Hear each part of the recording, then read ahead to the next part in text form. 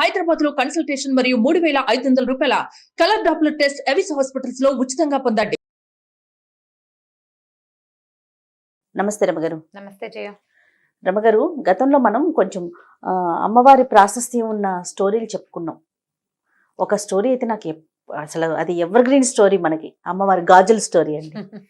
ఇప్పటికీ అది చూస్తే అబ్బా ఎంత బాగుందో అనిపిస్తుంది. ఇప్పటికీ ఆ కథ ఫలానా అయింది అని నాకు వస్తూనే ఉన్నాయి మెసేజ్లు. 2 ఏళ్ళు అయిపోయింది. ఎంత ఎన్ని పుస్తకాలు వచ్చినాయో.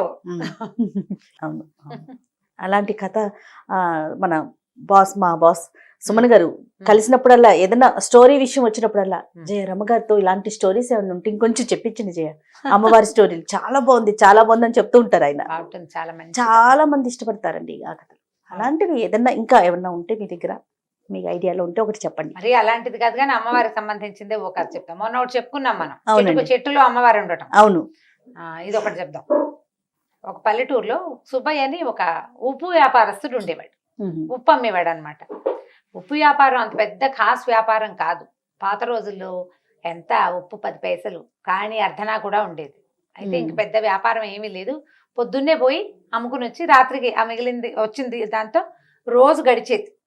కష్టంగానే గడిచేది. 3-4 పిల్లలు, అమ్మ నాన్న, 1-2 అన్నదమ్ములు, అలా ఉండేది కుటుంబం. అయితే ఈయన ఏం చేసేవాడంటే, వీళ్ళ ఊరు దాటి పక్క ఊళ్ళు వెళ్ళాలి వ్యాపారానికి. ఈ ఊరు దాటి వెళ్తుంటే ఊరు బయట ఒక చిన్న అడవి, చిట్టడవి లాగా ఉండేది. ఆ అడవిలో ఒక చిన్న అమ్మవారి గుడి ఉండేది. అది పెద్ద గుడి, ఖాస్గా కూడా కాదు, మన గ్రామ దేవతల గుళ్ళు ఉంటాయి కదా, కొద్దిగా పొట్టిగా ఉన్న గుడి. వంగి దండం పెట్టాలన్నమాట. కూర్చుంటే అక్కడ కూర్చోవచ్చు కూడా, కాస్త కొద్దిపాటి నీడ కూడా ఉంటుంది. రోజు ఆవిడకి దండం పెట్టేవాడు, వ్యాపారం బాగా జరిపించమ్మా అని. ఎప్పుడైనా వాన బంగుడు వస్తే ఆ గూడు దగ్గరే వంగి కాసేపు కూర్చునేవాడు. కూర్చున్నప్పుడు అనుకునేవాడు, నేను బతికి బాగుంటే, బాగా సంపాదిస్తే గుడి కడతానమ్మా నీకు అని చెప్పుకునేవాడు. వెళ్తూ దండం పెట్టేవాడు, వస్తూ దండం పెట్టుకునేవాడు. అయితే ఏమైంది, అట్లా రోజులు గడుస్తూ ఉన్నాయి. ఏదో బొటాబొటిగా వచ్చేది. ఆ బొటాబొటి దాంతో ఏదో తిని, అంటే పోకుండా బతికుండా ఉండే అంత సంపాదన మాత్రమే అనమాట. ఓ దాచుకునేది, పెద్ద కొనుక్కునేది ఏం లేదు. 4,000 నోట్లోకి అన్నానికి మాత్రం సరిపోయేది. ఇలా జరుగుతుండగా ఒకసారి ఒక వర్షాకాలంలో, ఉప్పు సాధారణంగానే వర్షాకాలం కొంచెం నీరు గారిపోతుంది. అవును, సహజంగానే రాళ్ళ ఉప్పు మెతక మెతకగా అయిపోతుంది, తడి తడిగా ఉంటుంది. పైగా కొలిచినప్పుడు ఎక్కువ వచ్చేస్తుంది. అప్పట్లో తూనికలు తక్కెడ్లు లేవు కదా, సేరు కొలత ఎక్కువ ఉప్పు కూడా వెళ్ళిపోతుంది. అలాగే ఏదో నడుస్తుండేవాడు. ఒకరోజు జడివాన కురిసి ఉప్పు సంచులు తడిసిపోయి ఉప్పు అంతా కారిపోయిందట. కారిపోతే 1 రూపాయి లేదు చేతిలో, పావలా కూడా లేదు. ఆయన అమ్మవారి గూటి దగ్గర కూర్చున్నాడు. ఆ గూటి పక్కన ఏమీ లేదు. ఏం బతుకు ఇది, ఎట్లా కొట్ల బతుకు, 4,000 నోట్లోకి వెళ్తాంటే, ఈ వర్షాకాలం 1,000 కూడా నోట్లోకి వెళ్ళలేని పరిస్థితి, ఇంటికి వెళ్తే అన్నం కూడా పెట్టలేను, నేను దౌర్భాగ్యపు స్థితిలో ఉంది నా జీవితం. నీ గుడి కడతా, గోపురం కడతానని అడిగేం ప్రయోజనం? కనీసం ఆ ఉప్పు బస్తా అన్నా తడవకుండా ఉంటే పోనీ ఓ పూట ముద్దైనా తింటాను. నేనేం గుడి కడతానమ్మా నీకు, ఇక నేను చచ్చిపోవటమే, ఇక నా వల్ల కాదు. నా పిల్లలు ఏదో అడుక్కునైనా బతుకుతారు, ఏదో మగవాడిని బతుకున్నాను, ఇంట్లో ఉన్నాను, అడుక్కోండరా అని చెప్పలేకపోతున్నాను అని ఇలాగ చేత విధాల వగచి చెప్పుకున్నాడు ఆ దేవుడి గుడి దగ్గర అమ్మవారికి. నువ్వు ఉన్నావని నమ్మాను కదా, ప్రతిరోజు దండం పెడుతున్నా, ఏం ఫలితం చూపిస్తున్నావు నువ్వు నాకు? ఏమీ ఫలితం చూపించవు. ఇవాళ ఇది కూడా తెలిసిపోయింది. 4 రోజుల అన్నానికి ఆసరా అయిన ఉప్పు అంతా తడిసిపోయింది. ఇక ఎందుకు పనికిరాదు, వానాకాలం అది ఎండదు ఆరదు అని ఇలాగా పోసుకుని, ఏముంది ఈ చెట్టుకి, ఏదో ఒక చెట్టుకి ఊరేసుకుని చచ్చిపోతాను అంతే నేను అనుకున్నాడు. వాన తగ్గేదాకా కూర్చుందామని ఆ గూట్లో కూర్చున్నాడు. ఏమైంది, ఇంతలో అమ్మవారి లేచి బయటకు వచ్చింది. సామన్ సాయిగా అంతెత్తున్న ఒక పడుచు ఆవిడ వచ్చింది. బయటకు వచ్చి, ఏమిరా సుబ్బయ్య చచ్చిపోతావా అని అడిగింది. అడిగేసరికి తెలిసింది, గూట్లో నుంచి బయటకు వచ్చింది. దండం పెట్టాడమ్మా. అమ్మ తల్లి, ఏం చేయను మరి, నువ్వు నాకు ఏమి ఇవ్వద్దు, అన్నం తినడానికి ఆసరా ఇవ్వమనే కదా అమ్మా అడుగుతున్నాను. ఈ ఉప్పు అంతా తడిసిపోయింది, నేనేంటి పెట్టను, ఈ వర్షాకాలం ఎక్కడి నుంచి వస్తుంది తిండి అని లబోదీపమని మొత్తుకున్నాడు. ఆవిడంది, నేను నీకు డబ్బు ఇవ్వలేను, అయితే ఓ పని చేస్తా. ఒక గంట ఇచ్చింది చిన్నది, ఇలా మోగిస్తే మోగి జేగంట అంటాం కదా, ఆ జేగంట ఇచ్చి చేతులు పెట్టింది. దీన్ని మోగిచ్చు, రోజుకి 5 కాసులు వస్తాయి ఇందులోంచి, వాడుకో, బతుకు, బాగుపడు. ఈ రహస్యం ఎవరికైనా చెప్పావా ఇంకది పనిచేయదు. నీకే మోగుతుంది, నువ్వు కాదు నువ్వు కొడితేనే వస్తాయి డబ్బులు, ఇంకెవ్వరు కొట్టినా రావు. ఇది ఎవరికి చెప్పకూడదు. దండం పెట్టుకున్నాడు. మా అమ్మ మా తల్లి నన్ను కరుణించావా అన్నాడు. సరే ఆవిడ కాస్త లోపలికి వెళ్ళిపోయింది, గూట్లోకి వెళ్ళి కూర్చుంది. అక్కడ ఏముంది, చిన్న రాయి రూపంలో ఉంది. పోయా రాతిలో కూర్చుంది. ఆవిడ కనపడకుండా అయిపోయింది. ఈయన ఏం చేశాడు, ఆ గంటని మోగిచ్చాడు. జల్లుమని అందులోంచి 5 రూపాయి కాసులు బయటపడ్డాయి. మేము గెలిచాను రా దేవుడు అనుకుని ఆ గంట జేబులో పెట్టుకున్నాడు.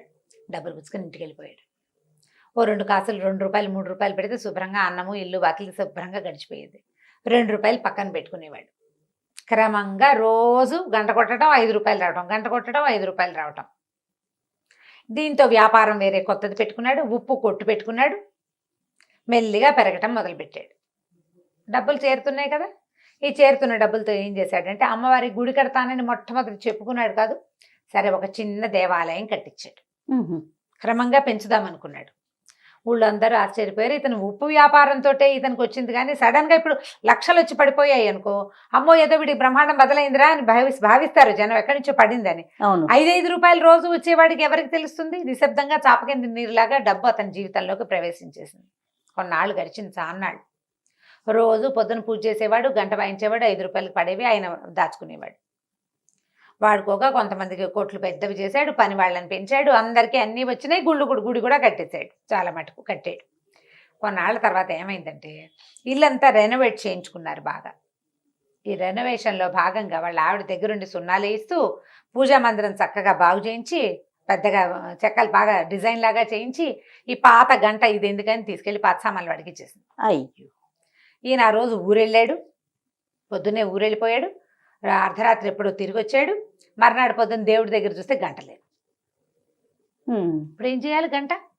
నేను అడిగాడు భార్యని, ఏమే గంట అయితే ఇక్కడ ఉండాలంటే ఆ పాత పడిపోయింది, కిలుం పట్టేసింది పిచ్చి గంట, పైగా మోగిచ్చినా కూడా అదో రకం ఓటి మోత వస్తుంది, అందుకని పాత సామాన్లు వాడికి ఇచ్చేసాను. నేను లబోదిబానుడు స్నిదుంపది కదా, అచ్చొచ్చిన గంటే అమ్మవారి ఇచ్చిన గంట అనలా, ఉంది అచ్చొచ్చిన గంట మా ముత్తాతల నాటిది, అది టింగుమని మోగినా టంగుమని మోగినా నాకు అదే కావాలి, ఎవరికి ఇచ్చావో చెప్పన్నాడు.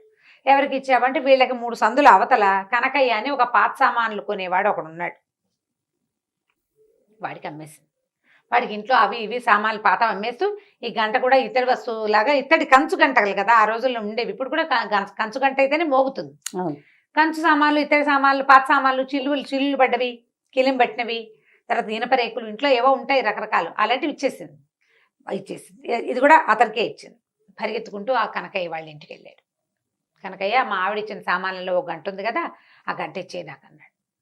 వీడికి ఆ కనకయ్యకి ఏం డౌట్ వచ్చింది, ఈయన పెద్ద మూతుబరి, గత 10 ఏళ్ళుగా బాగా సంపాదించాడు, అమ్మవారి గుడి కట్టాడు, ఆయనకి సంపాదన ఉంది, బళ్ళు గిళ్ళు ఉన్నాయి, పిల్లలు శుభ్రంగా చదువుకుంటున్నారు, పాత వస్తువు కోసం ఎందుకు వచ్చాడు, ఏదో ఉందన్నమాట. అందుకని ఏమనుకున్నాడు, అది ఎదురుగుండానే ఉంది, ఎక్కడో పడేశానన్నాడు. కరగబెట్టే సామాన్లలో పడేశానో దాచిపెట్టే సామాన్లలో పడేశానో గుర్తులేదు. అంటే ఇతను ఏమన్నాడు, బాబు ఆ గంట ఇచ్చేసాయి అని అడిగేసరికల్లా నేను డబ్బులు కొన్నాను మీ ఆవిడ దగ్గర, నేను డబ్బులు ఇచ్చి కొన్నాను, నువ్వేమిస్తావు చెప్పు నీ గంటకన్నాడు. అనేసరికల్లా ఇతను అన్నాడు, అదేమిటి నువ్వు గంటకి ఎంత ఇచ్చావు అంత ఇస్తాను తీసుకోమన్నాడు. ఒప్పుకోలే, ఏదో ఉంది ఆ గంటలో విశేషం, అదేమిటో చెప్పు ముందు నాకన్నాడు. అనేసరికల్లా ఇతను అన్నాడు, కాదయ్యా ఆ గంటలో ఒక ప్రత్యేకమైన అర ఉంది, కొంత డబ్బులు దాచిపెట్టుకున్నాను, అందులో ఒక మహిమ గల గంట అది చెప్పాడు. అమ్మవారి సంగతి చెప్పలా, అమ్మవారి సంగతి చెప్పలా, నేను డబ్బులు దాచిపెట్టుకున్నాను, మహిమగల గంట వస్తువు ఎప్పుడైనా అత్యవసరానికి తీసుకోవడానికి దాచుకున్నా, నాది నాకు ఇచ్చేయమన్నాడు. ఇంకా నయం, గంటలో డబ్బులు పెడతారా ఎవరైనా అన్నాడు కనకయ్య.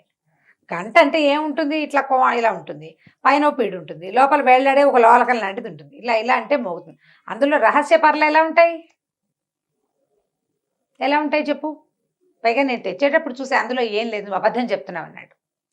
కాదు నిజమే చెప్తున్నాను, నా మాట అబద్ధం అని తెలితే 1000 వరహాలు ఇస్తాను, నేను నా గంటలో ఇచ్చి డబ్బులు తీయలేకపోతే 1000 వరహాలు ఇస్తా, నువ్వేమిస్తావో చెప్పన్నాడు ఈయన సుబ్బయ్య గారు.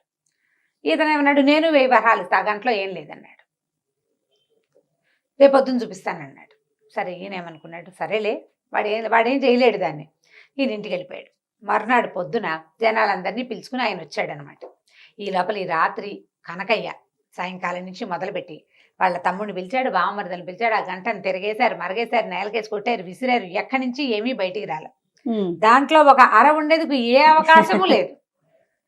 ఎక్కడ పెట్టాడో తెలీదు. ఏమైనా రహస్యపు మీటల మీద బాగా తోమేరు, మెరిసేలాగా చింతపండు ఉప్పు పెట్టి తోమేరు, నిమ్మకాయ డిప్పేసి తోమేరు. ధగధగాయమానగా బంగారపు గంటలే మెరుస్తోంది. అందులోంచి ఏమీ బయటికి రాదు. సరే ఏమనుకున్నాడు, ఇందులోంచి ఏమీ రాలేదు కాబట్టి అతను కూడా తీయలేడు. వేయిస్తాడు, వేయకేం చేస్తాడు, చూద్దాం అనుకున్నాడు. మర్నాడు పొద్దున వారవీర ఇతను చుట్టుపక్కల వాళ్ళు నలుగురు చేరారు. ఆయన ఓ నలుగురిని తెచ్చాడు.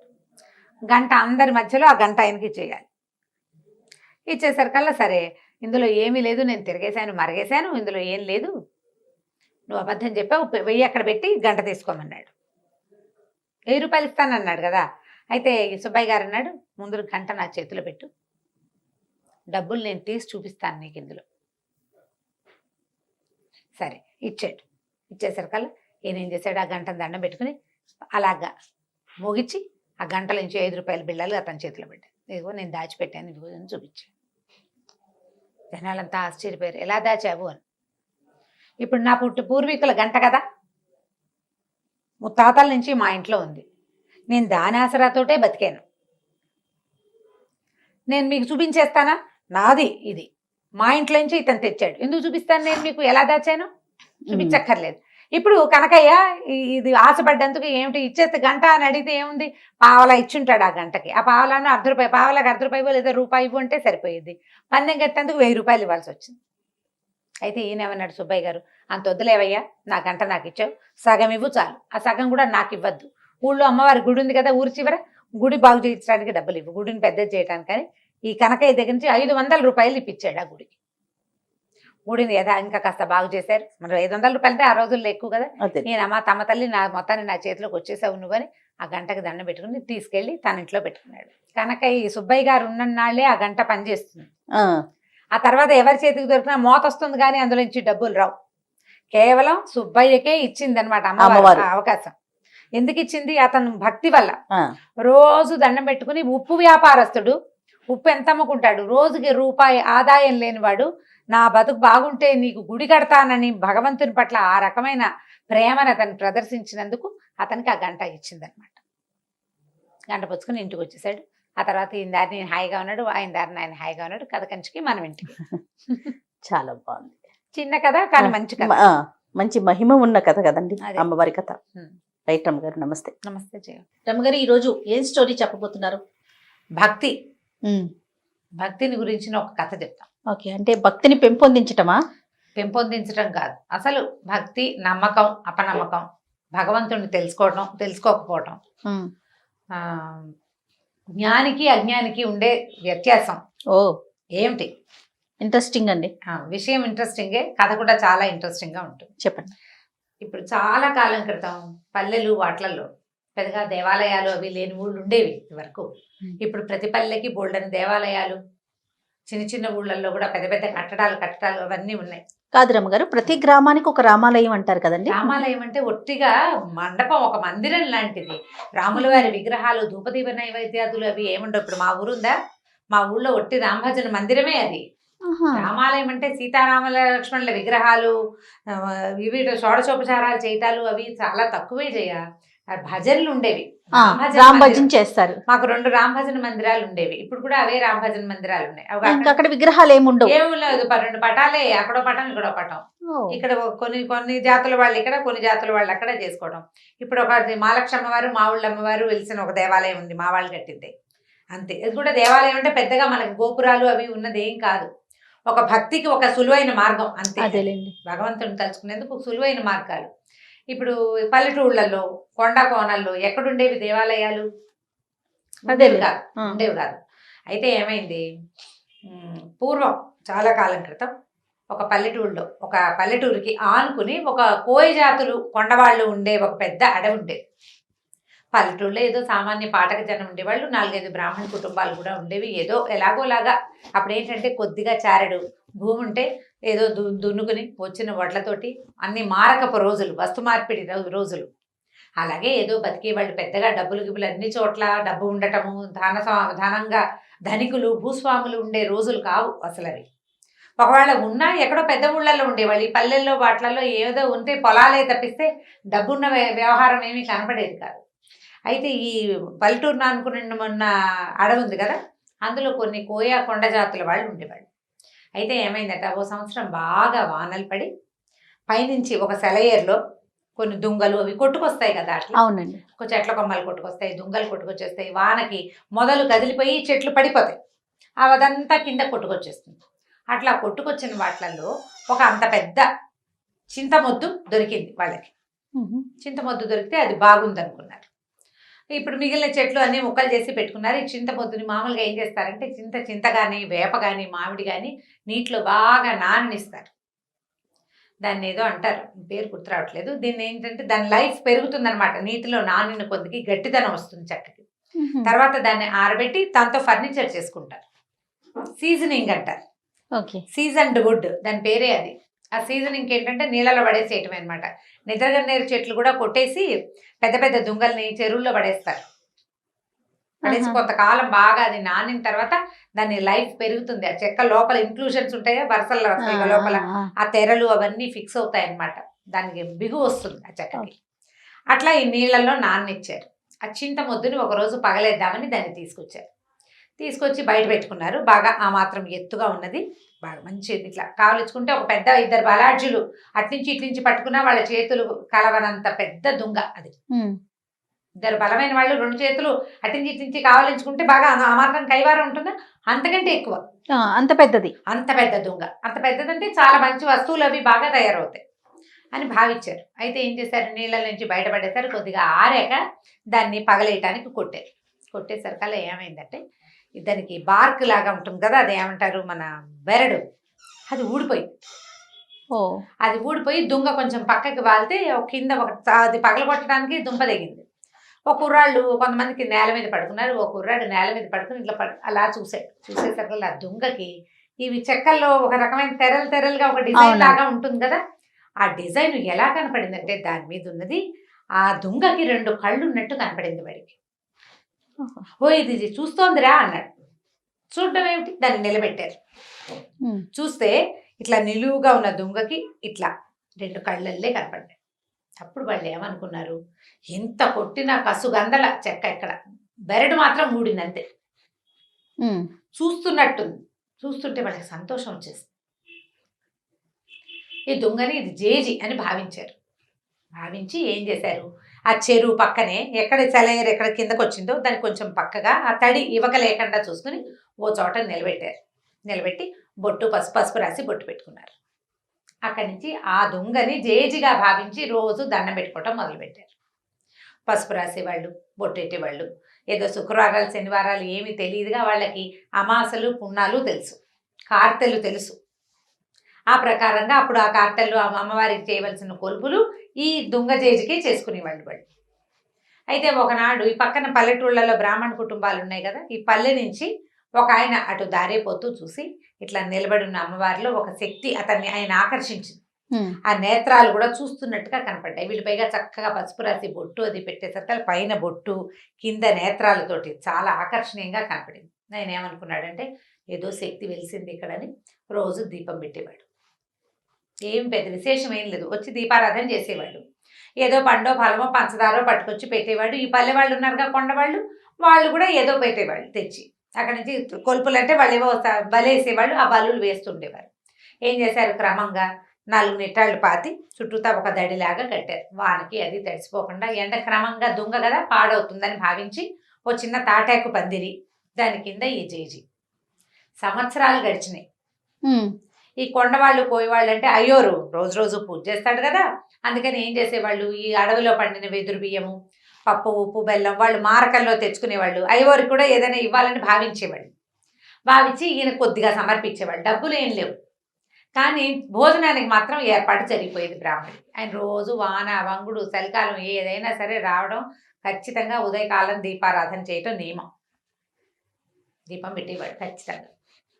ఆ దీపం పెట్టడానికి ఓ ఏర్పాటు, అది ఆరిపోకుండా చుట్టూ దడి ఇన్ని ఉన్నాయి కదా, ఇలా గడుస్తూ ఉండేది. చాలా కాలం ఇలాగే గడిచిపోయింది. ఆ దారిపోతూ ఓ దండం పెట్టుకోవటం, పల్లె వాళ్ళంతా రోజు ఏం చేసేవాళ్ళు, వెళ్ళేటప్పుడు దండం పెట్టుకునేవాళ్ళు, వచ్చేటప్పుడు ఇంత దొరికింది, నీ పొద్దు నేను చూసి దండం పెట్టుకున్నావు, ఇది దొరికింది. పొద్దు నేను చూసినా ఏమీ దొరకలేదు. ఆ రెండు, ఒకటేమో సంతోషంగా చెప్పేవాళ్ళు, రెండోది కంప్లైనింగ్గా చెప్పేవాళ్ళు. మర్నాడు నిన్ను అడిగాను కదా ఇవాళ దొరికిందని సంతోషించేవాళ్ళు. ఏముంది భక్తి, మూఢత్వం అంతే. దొరికే నాడు దొరుకుతుంది, దొరకని నాడు దొరకదు. దానికి అమ్మవారు చేసేది వీటికి ఇది ఏమీ లేదు, కానీ అలా నమ్మకం అనమాట. అయితే కొన్నాళ్ళ తర్వాత ఏమైందంటే, ఇది 12-13 సంవత్సరాలు నడిచిపోయింది. ఒకరోజు మంచి వర్షాకాలం, ఈయన దీపారాధన చేయడానికి వాన వేళనే వచ్చాడు. రోజులాగా తెల్లవారే రాల, కరవ లేట్ అయిపోయింది. ఇతను వచ్చేసరికల్లా ఆయనకి ఎట్లా కనపడిందంటే, దూరం నుంచి ఒకడెవడో ఒక గుర్రం కట్టేసింది కింద. ఈ అమ్మవారి తాలూకు తాటాకుల పాక దగ్గరే ఒక గుర్రం కట్టుంది. గుర్రం బాగా తడిసిపోయింది, ఎప్పటి నుంచో వానలో తిరుగుతోంది. ఒక మనిషి అక్కడ నుంచుని ఉన్నాడు. దూరం నుంచి చూస్తే వాడి పెద్ద ఆజానుబాహుడు, కటువుగా ఉన్న రూపం. వాడి బట్టలు అవన్నీ ఎలా ఉన్నాయంటే మొరటుగా ఉన్నాయి. ఆ రోజుల్లో గుర్రాలు అందరి దగ్గర లేవు, బందిపోటు దగ్గర దొంగల దగ్గర మాత్రమే ఉంటాయని చెప్పుకునేవాడు. వీడెవడో బందిపోటు దొంగ. వాడు అమ్మవారితో ఏదో అక్కడ నిలబడి మాట్లాడుతున్నాడు. ఇటు వచ్చి వెనక్కి వచ్చాడు. అమ్మో వీడు వచ్చేస్తున్నాడు అని చెప్పి ఆయన దగ్గరికి వెళ్ళకుండా దూరంగానే చెట్టు చాటును నిలబడ్డాడు. వాడు ఏం చేశాడు, ఆ గుర్రానికి కట్టి ఉన్న సామాన్లలో ఒక గొడ్డలు తీసుకెళ్ళాడు. గొడ్డలు తీసుకెళ్ళి ఆ గొడ్డలతో ఆ చెట్టుని నరకబోయాడు, ఆ జేజిని, ఆ దుంగని నరకబోయాడు. నరకబోయేసరికల్లా ఆ దుంగల నుంచి ఒక ఆవిడ బయటకు వచ్చింది. అదంతా ఈ బ్రాహ్మణ ఆయన చూస్తున్నాడు. ఇక్కడ ఏం జరిగింది, ఇతను ఒక బందిపోటు దొంగ. 4-5 రోజులుగా దారులు కాచి సంపాదించడానికి ప్రయత్నం చేస్తున్నాడు. ఏ అవకాశము అతనికి కుదరలేదు. పోనీ 4 కట్టెలు కొట్టి ఇంటికి పట్టుకెళ్తే ఇంట్లో వాళ్ళు కాస్త కలుగంజో తాగుతారంటే, వర్షాకాలం, వాన విపరీతంగా, ఎక్కడా కట్టె లేదు, ఏమీ లేదు. ఇంట్లో ముసలి తల్లి ఉంది, కడుపుతో ఉన్న భార్య ఉంది, 1-2-3 చిన్నపిల్లలు ఉన్నారు. వాడికి ఆహారం అవసరం ఇంటికి. దొంగే వాడు ఇదంతా చూసి ఎక్కడ అడవిలో దొరక్క తిరిగి వెళ్ళిపోతూ ఈ దుంగను చూశాడు. ఈ కట్టడంలో ఉండి ఏమి తడి అంటూ అంటకుండా ఉన్నది, దీన్ని పగలేసి సగమైన గుర్రం మీద మోసుకెళ్ళిపోతే ఓ సంచి తెచ్చుకున్నాడు. గోన్ సంచి కూడా ఉంది వాడి దగ్గర. తడవకుండా పట్టుకెళ్ళిపోతే పట్నం పట్టుకెళ్ళి అమ్మేసుకోవచ్చు, ఇంట్లో వాళ్ళకి 4 నూకలు వస్తాయి, కాస్త 2 నూకలు కొనుక్కోవచ్చు. ఆ ఉద్దేశంతో అతను ఏం చేశాడు, ఇక్కడ ఏమి ఆ వస్తువు దొరికింది ఏమీ లేదు, పూజ జరుగుతోందని తెలిసింది, కానీ పూజ ఏమిటి దుంగకి, తను చేయడు ఆ పూజ, జస్ట్ చూశాడు అంతే. గొడ్డలు తీసుకొచ్చి నరకబోయాడు. నరకపోతే అందులోంచి అమ్మవారు లేచి బయటకు వచ్చింది. వీడికి కనపడుతోంది, బ్రాహ్మణ ఆయన నిమిత్తలు ఉంచినాడు కదా పెద్ద మనిషి, ఈయనకి ఎలా కనపడింది, ఒక చామన్ ఛాయిగా ఎత్తుగా పెద్ద బొట్టు పెట్టుకుని, కొప్పు వెనకాల పువ్వులు అవి ఉన్నాయి, ఏదో ఒక నేర్చీర కట్టుకున్న ఒక నడి వయసు పాటక స్త్రీలాగా కనిపిస్తోంది. కానీ ఖచ్చితంగా దుంగలోంచే వచ్చింది.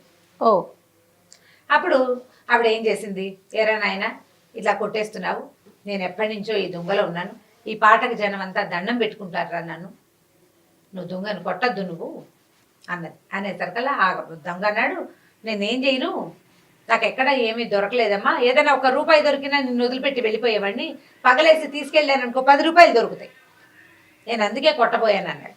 అనేసరికల్లా ఆవిడేమంది, డబ్బులే కదా నేను ఇస్తానని ఆవిడ ఏం చేసింది, ఇంత మూట ఎత్తి వాడి చేతిలో పెట్టింది. గల్లుమంటోంది మూట. దూరం నుంచి మనకి డబ్బుల కట్టలు అవి ఇవ్వడం తెలిసిపోతుంది కదా. ఈ డబ్బు గల్లు మనటము, ఒక డబ్బుల మూట, చిన్న మూటలు ఉంటాయి డబ్బులు. ఆ రోజుల్లో ఏం చేసేవాళ్ళు, సంచుల్లో వేసి నాణేలు కదా. తెలిసింది అతనికి, బ్రాహ్మడికి అర్థమైంది. ఆ మూట ఎత్తి వాడి చేతిలో పెట్టింది. వాడు వీడికి వంగి వీడి కాళ్ళకి దండం పెట్టి వెళ్ళిపోయాడు. ఆవురా 12-13 సంవత్సరాల నుంచి అర్చన చేస్తుంటే 10 పైసలు ఇవ్వలేదే నాకు, వీడెవడ గొడ్డలెత్తితే ఇచ్చేసింది. ఇదనమాట మార్గం, ఇదే కదా మార్గం. సరే ఏం చేశాడు, ఆ దీపారాధన పక్కన పెట్టి ముందు ఇంటికి వెళ్ళిపోయాడు. మళ్ళీ ఊళ్ళోకి వెళ్ళి గొడ్డలు పుచ్చుకొచ్చాడు. గొడ్డలు పట్టుకొచ్చాడు. సరే దీపాన్ని సామాన్లు కూడా పట్టుకెళ్ళి అన్నీ అక్కడ పెట్టి గొడ్డలు ఎత్తాడు కొట్టడానికి. ఎత్తటం ఏమిటి, గంటలు గణ గణ గణ గణ మోగిపోయింది. 1 గంట ఉంది అక్కడ. 1 గంట ఎన్ని గంటలు గానో మోగింది.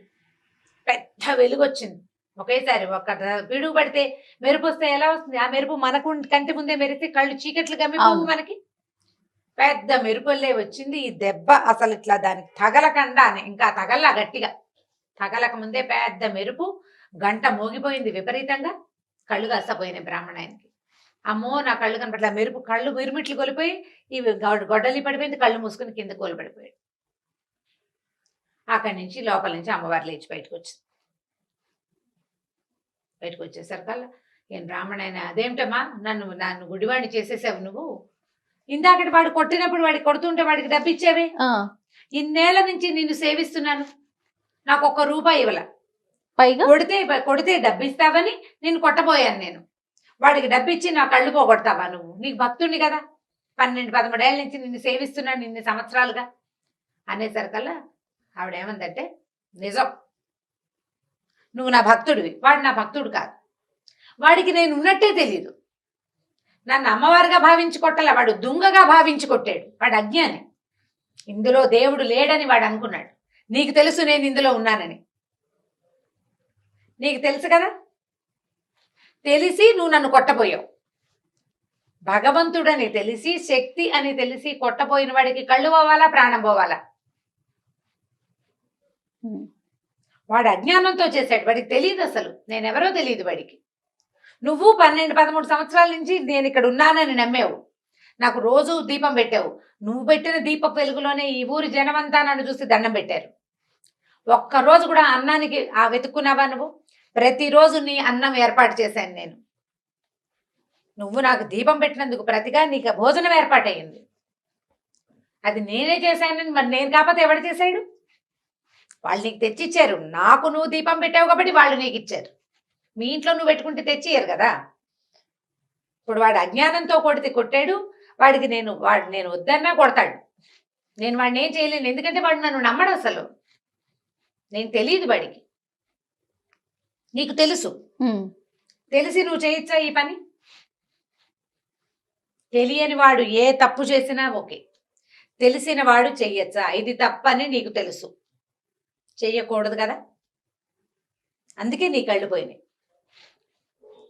ఇప్పుడు చెప్పు, 100 నాణేలు వాడికి ఇచ్చాను, నీకు కావాలంటే ఇస్తా, మళ్ళీ 100 నాణేలు వాడికి ఇచ్చాను, నీకు కావాలంటే ఇస్తా, కళ్ళు కావాలా 100 నాణేలు కావాలా తేల్చుకో, నేను కావాలా నీకు 100 నాణేలు కావాలా,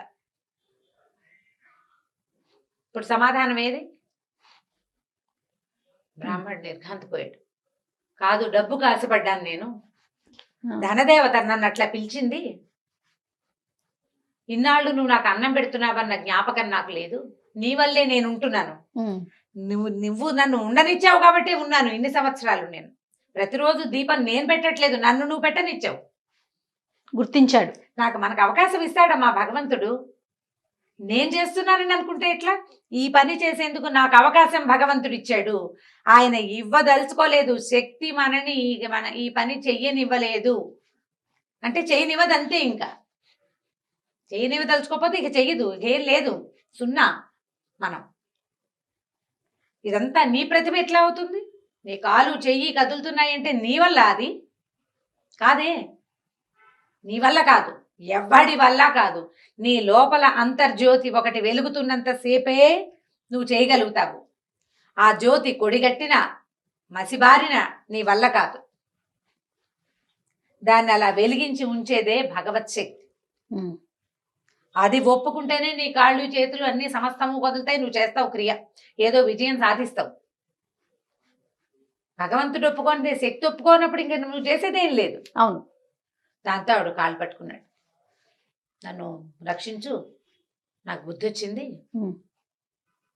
నేను జ్ఞానిగా ఉన్న అజ్ఞానిని, భగవంతుడు ఉన్నాడని తెలిసినా తెలుసుకోలేని అజ్ఞానిని నేను, నన్ను నాకు కరుణించమంటే ఆవిడకి కళ్ళు వచ్చేసినాయి బ్రాహ్మడికి, కానీ ఆ అమ్మవారు అతనికి కనపడలా, బతిమలాడుకున్నాడు, కనిపించమని, నాకు ఒక్కసారి కనపడు, దూరం నుంచి చూశాను నిన్ను దగ్గర నుంచి చూసే అవకాశం నాకు ఇవ్వు, ససేమిరకు అనలేదు, జీవితంలో అతను ఆ శక్తిని చూడలేడు, ఇప్పుడు అసలు అమ్మవారు ఒక శక్తి అని ఈ చెక్కలో ఉందని వాళ్ళు పూజిస్తున్నారని తెలియని అజ్ఞాని, ఒక దారులు కాచే దొంగవాడికి సాధారణంగా మనిషి రూపంలో ప్రత్యక్షమయ్యి వాడితో మాట్లాడి వాడిని నెమ్మదిపరిచి వాడికి కావాల్సిన డబ్బులు ఇచ్చి ఈ పని చేయబోక అని చెప్పి పంపించేసింది, ఇన్ని సంవత్సరాలుగా పూజ చేస్తున్న వాడికి ఇక ఎప్పటికీ వాడికి అవకాశం లేదు. కనిపించదు. ఆ మనిషికి అవకాశం లేదు, ఆ బ్రాహ్మడికి ఆ అవకాశం ఇవ్వకుండానే అమ్మవారు లోపలికి వెళ్ళిపోయింది.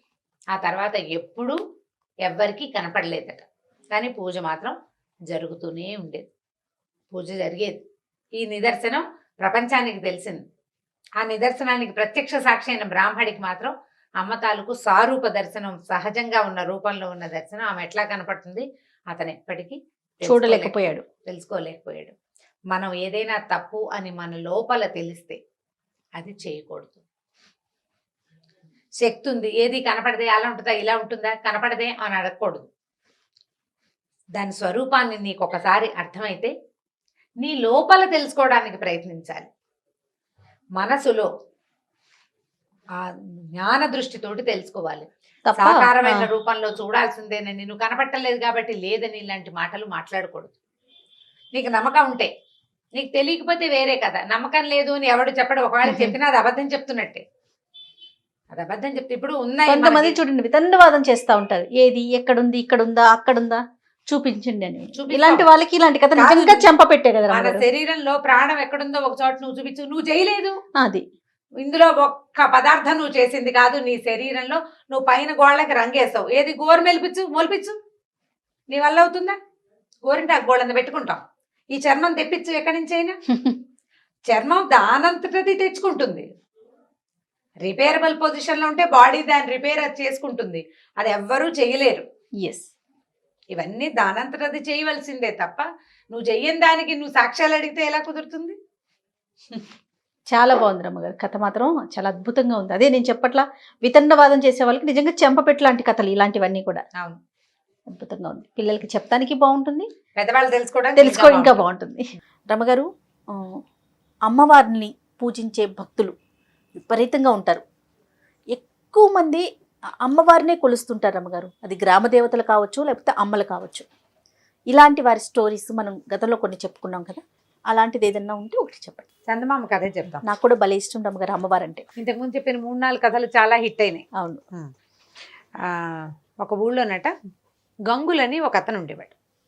ఈ గంగులు ఏంటంటే చిన్న గారడివాడు అనమాట. పిల్లి మొగ్గలేయటం. ఆ తర్వాత ఏమో ఈ బంతుల్ని ఇలా ఇలా ఎగిరిస్తారు, జంగ్లింగ్ ఏదో అంటారు దాన్ని, జగ్లింగ్. బాల్స్ ఎగరేయటం, బంతులు ఆడించడం, 6-7 బంతుల్ని ఇలా 2 చేతులతోటి ఆడించడం, జగ్లింగే, అలాగే గుర్తుంది దాని పేరు ఇంగ్లీష్లో. బంతులు ఆడడం అంటారు మన వైపు.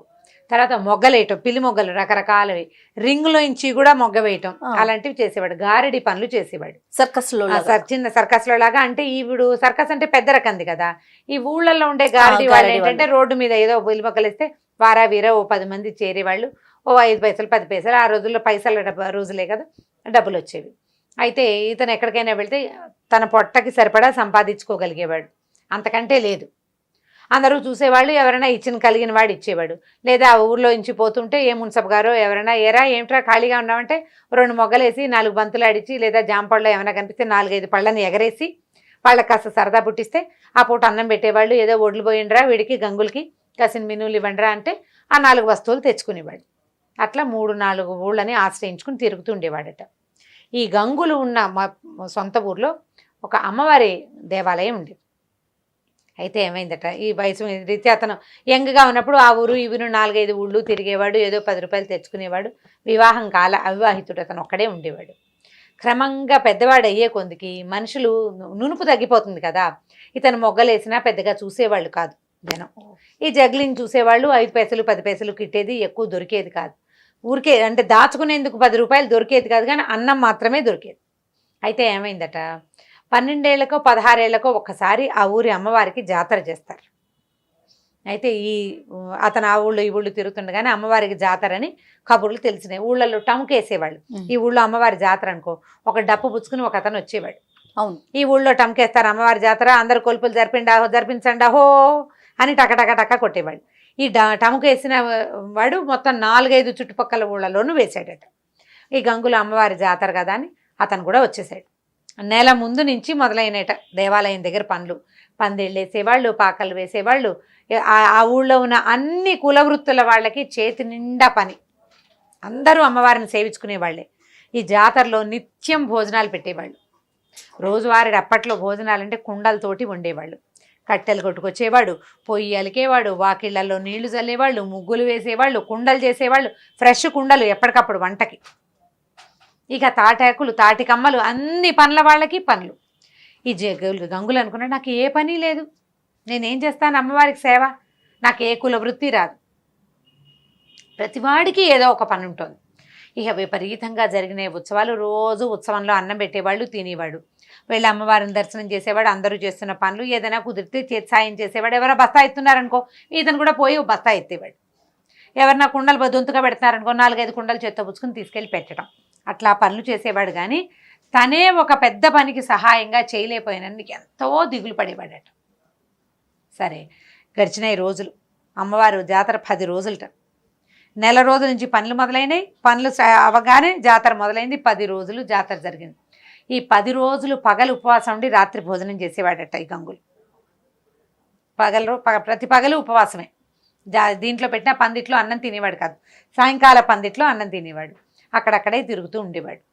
సరే ఏమైందట, 10వ రోజు అందరూ మొత్తం ఊళ్ళో నుంచి వచ్చిన జనాలంతా, ఇప్పుడు మన ఊళ్ళో జాతర అంటే మనం చుట్టాలను పిలుచుకుంటాం కదా, ఈ వచ్చిన చుట్టాలు వీళ్ళంతా ఆ రాత్రి దీపాలు పెట్టే వేళకి భోజనాలు చేసి ఎవరి దారిన వాళ్ళు వెళ్ళిపోతున్నారు బయటికి. గుడి దాదాపుగా ఖాళీ అయిపోయింది. గంగులు ఏం చేశాడు, గుళ్ళోకి వెళ్ళాడు. ఈ పురోహితుడు, ఈ దేవాలయం అర్చకుల్లో ఒక ఆయన అన్ని తలుపులు 11 గంటల వేళ తలుపులన్నీ వేసున్నాయో లేదో చూడ్డానికి వచ్చాడు. జనమంతా సద్దుమణిపోయారు. ముందు రోజు రాత్రి దాకా గుడి సందడిగానే ఉంది. జనాలు ఇక్కడ పడుకునేవాళ్ళు, సన్నాయి వాళ్ళు, వాద్యగాళ్ళు, మేళగాళ్ళు, బోళ్ళంతమంది సంగీతాలు పాడేవాళ్ళు అందరూ పడుకుంటున్నారు. ఇవాళ రాత్రికి ఎవ్వరూ లేరు. ఆ రాత్రి నిద్ర చేయకూడదు, 9వ నాటి రాత్రి నిద్ర చేయకూడదనో ఏదో నియమం. 10వ నాటి రాత్రి అందరు వెళ్ళిపోతున్నారు. ఈయన తలుపులు వేసున్నాయో లేదో చూద్దామని ఊరికే వచ్చాడు. ఇంటికి వెళ్ళిపోయిన వాడే. వచ్చేసరికల్లా అమ్మవారి సన్నిధి కొంచెం ఓరగా తెరిచిందట.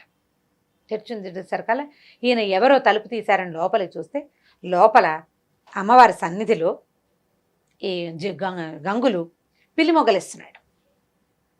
బంతులు కత్తులు పక్కన పెట్టున్నాయి.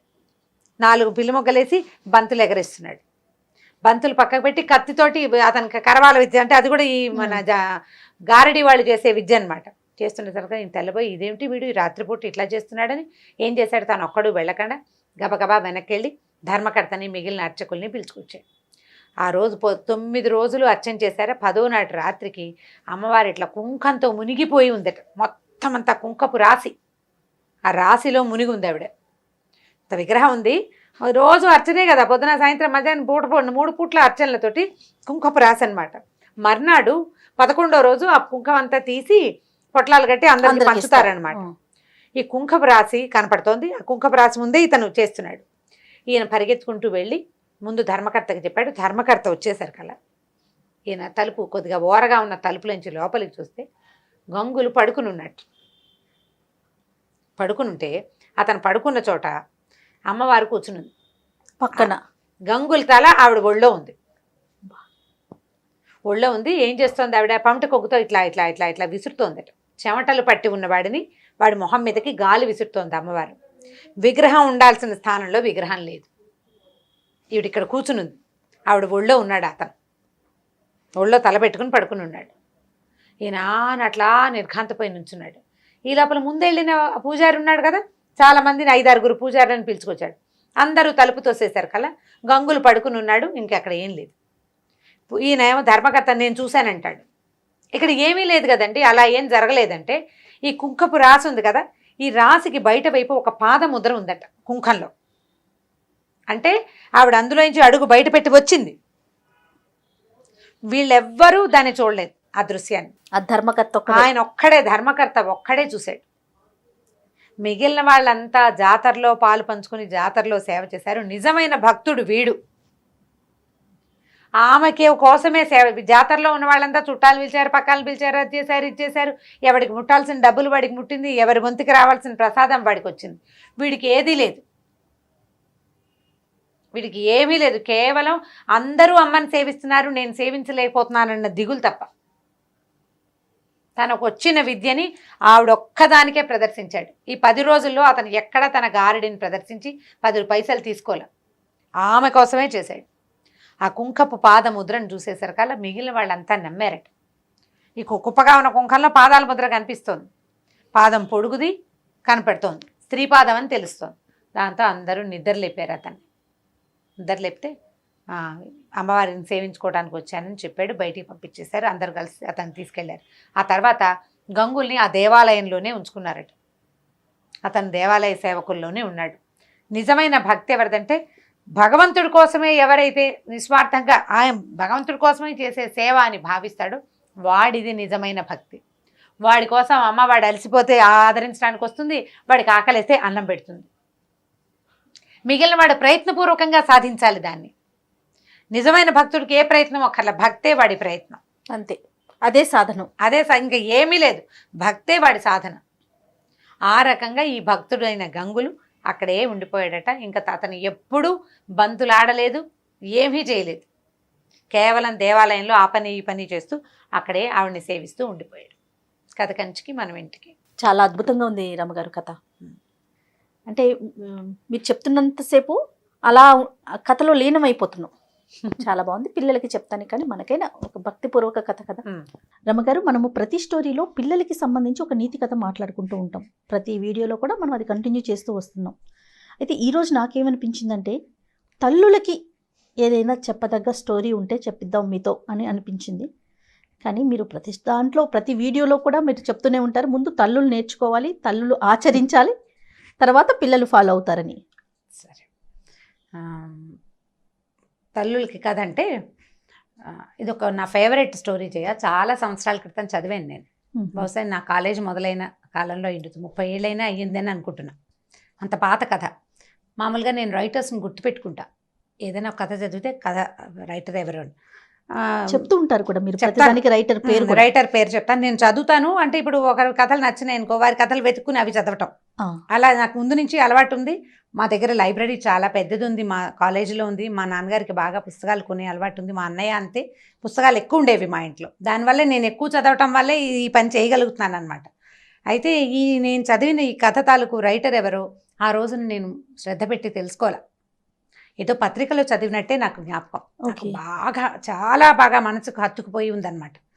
ఆ కథ చదివిన మొదటి రోజున, అంటే మొదటిసారి చదివినప్పుడు ఎంత రోమాంచితంగా ఎలా అత్యద్భుతంగా అనిపించిందో ఎన్నిసార్లు చెప్పుంటానో, 100 సార్లు చెప్పుంటా ఆ కథ. నేను ప్రతిసారి నాకు అదే ఫీల్ కలుగుతుంది. చాలా అత్యద్భుతమైన కథగా తోస్తుంది. నేను చాలా మందికి చెప్పినప్పుడు ఈ కథ రైటర్ ఎవరో తెలుసా, మీరు ఎక్కడైనా చదివారా అని అడుగుతూనే ఉన్నాను. నాకు దాని ఆన్సర్ రాలేదు. ఇప్పుడు అంటే మనం ఈ ప్రోగ్రామ్ స్టార్ట్ చేసిన దగ్గర నుంచి ఏదో ఒక సందర్భంలో ఈ కథ చెప్పి దీని రైటర్ ఎవరు, వారెవరో తెలుసుకోవాలని కోరిక ఆడియన్స్లో ఎవరైనా, ఇప్పుడు మన 300 మంది చూస్తారు, వాళ్ళలో ఎవరో ఒకళ్ళు ఈ కథని ఫలానా వారు రాశారు ఆయన అని పేరు తెలిస్తే చాలా సంతోషిస్తాను నేను. చూడండి, మామ్ ప్రేక్షకులందరూ రమ్మగారి కోసమైనా మీకు ఎవరికైనా ఆథర్ నేమ్ తెలిస్తే కనుక డెఫినెట్గా కామెంట్ రూపంలో తెలియజేయండి. అయితే వీరు రాసిన కథ అప్పుడు నేను చదివిన దానికి ఇప్పుడు నేను చాలా సంవత్సరాల నుంచి ఆ కథ అప్పుడప్పుడు రకరకాల సందర్భాల్లో చెప్తున్నాను. కొంత డీటెయిలింగ్లో చిన్న మార్పులు ఉండొచ్చు. కథను జనరల్గా మనం ఓన్ చేసుకుంటాం. మామూలుగా నేను చదివిన కథలు ఎలా చదివాను యథాతథంగా అలా మనం చెప్పం కదా, చిన్నప్పుడు మార్పులు వస్తాయి. ఫ్రేమ్ మాత్రం, అంటే స్టోరీ ఫ్రేమ్ మాత్రం అదే ఫ్రేమ్. అయితే ఇది ఒక 200 ఏళ్ల నాటి కథ అనుకుందాం, అలా అయ్యుండొచ్చు అనిపిస్తోంది. అంటే ఆ కథ చెప్పిన సందర్భం దీన్ని బట్టి. అప్పట్లోనట ఒక గాజుల వ్యాపారి ఉండేవాడు. ఓకే. ఈ గాజుల వ్యాపారి అంటే ఇప్పుడు మామూలుగా మనం షాప్కి వెళ్ళి కొనుక్కుంటున్నాం.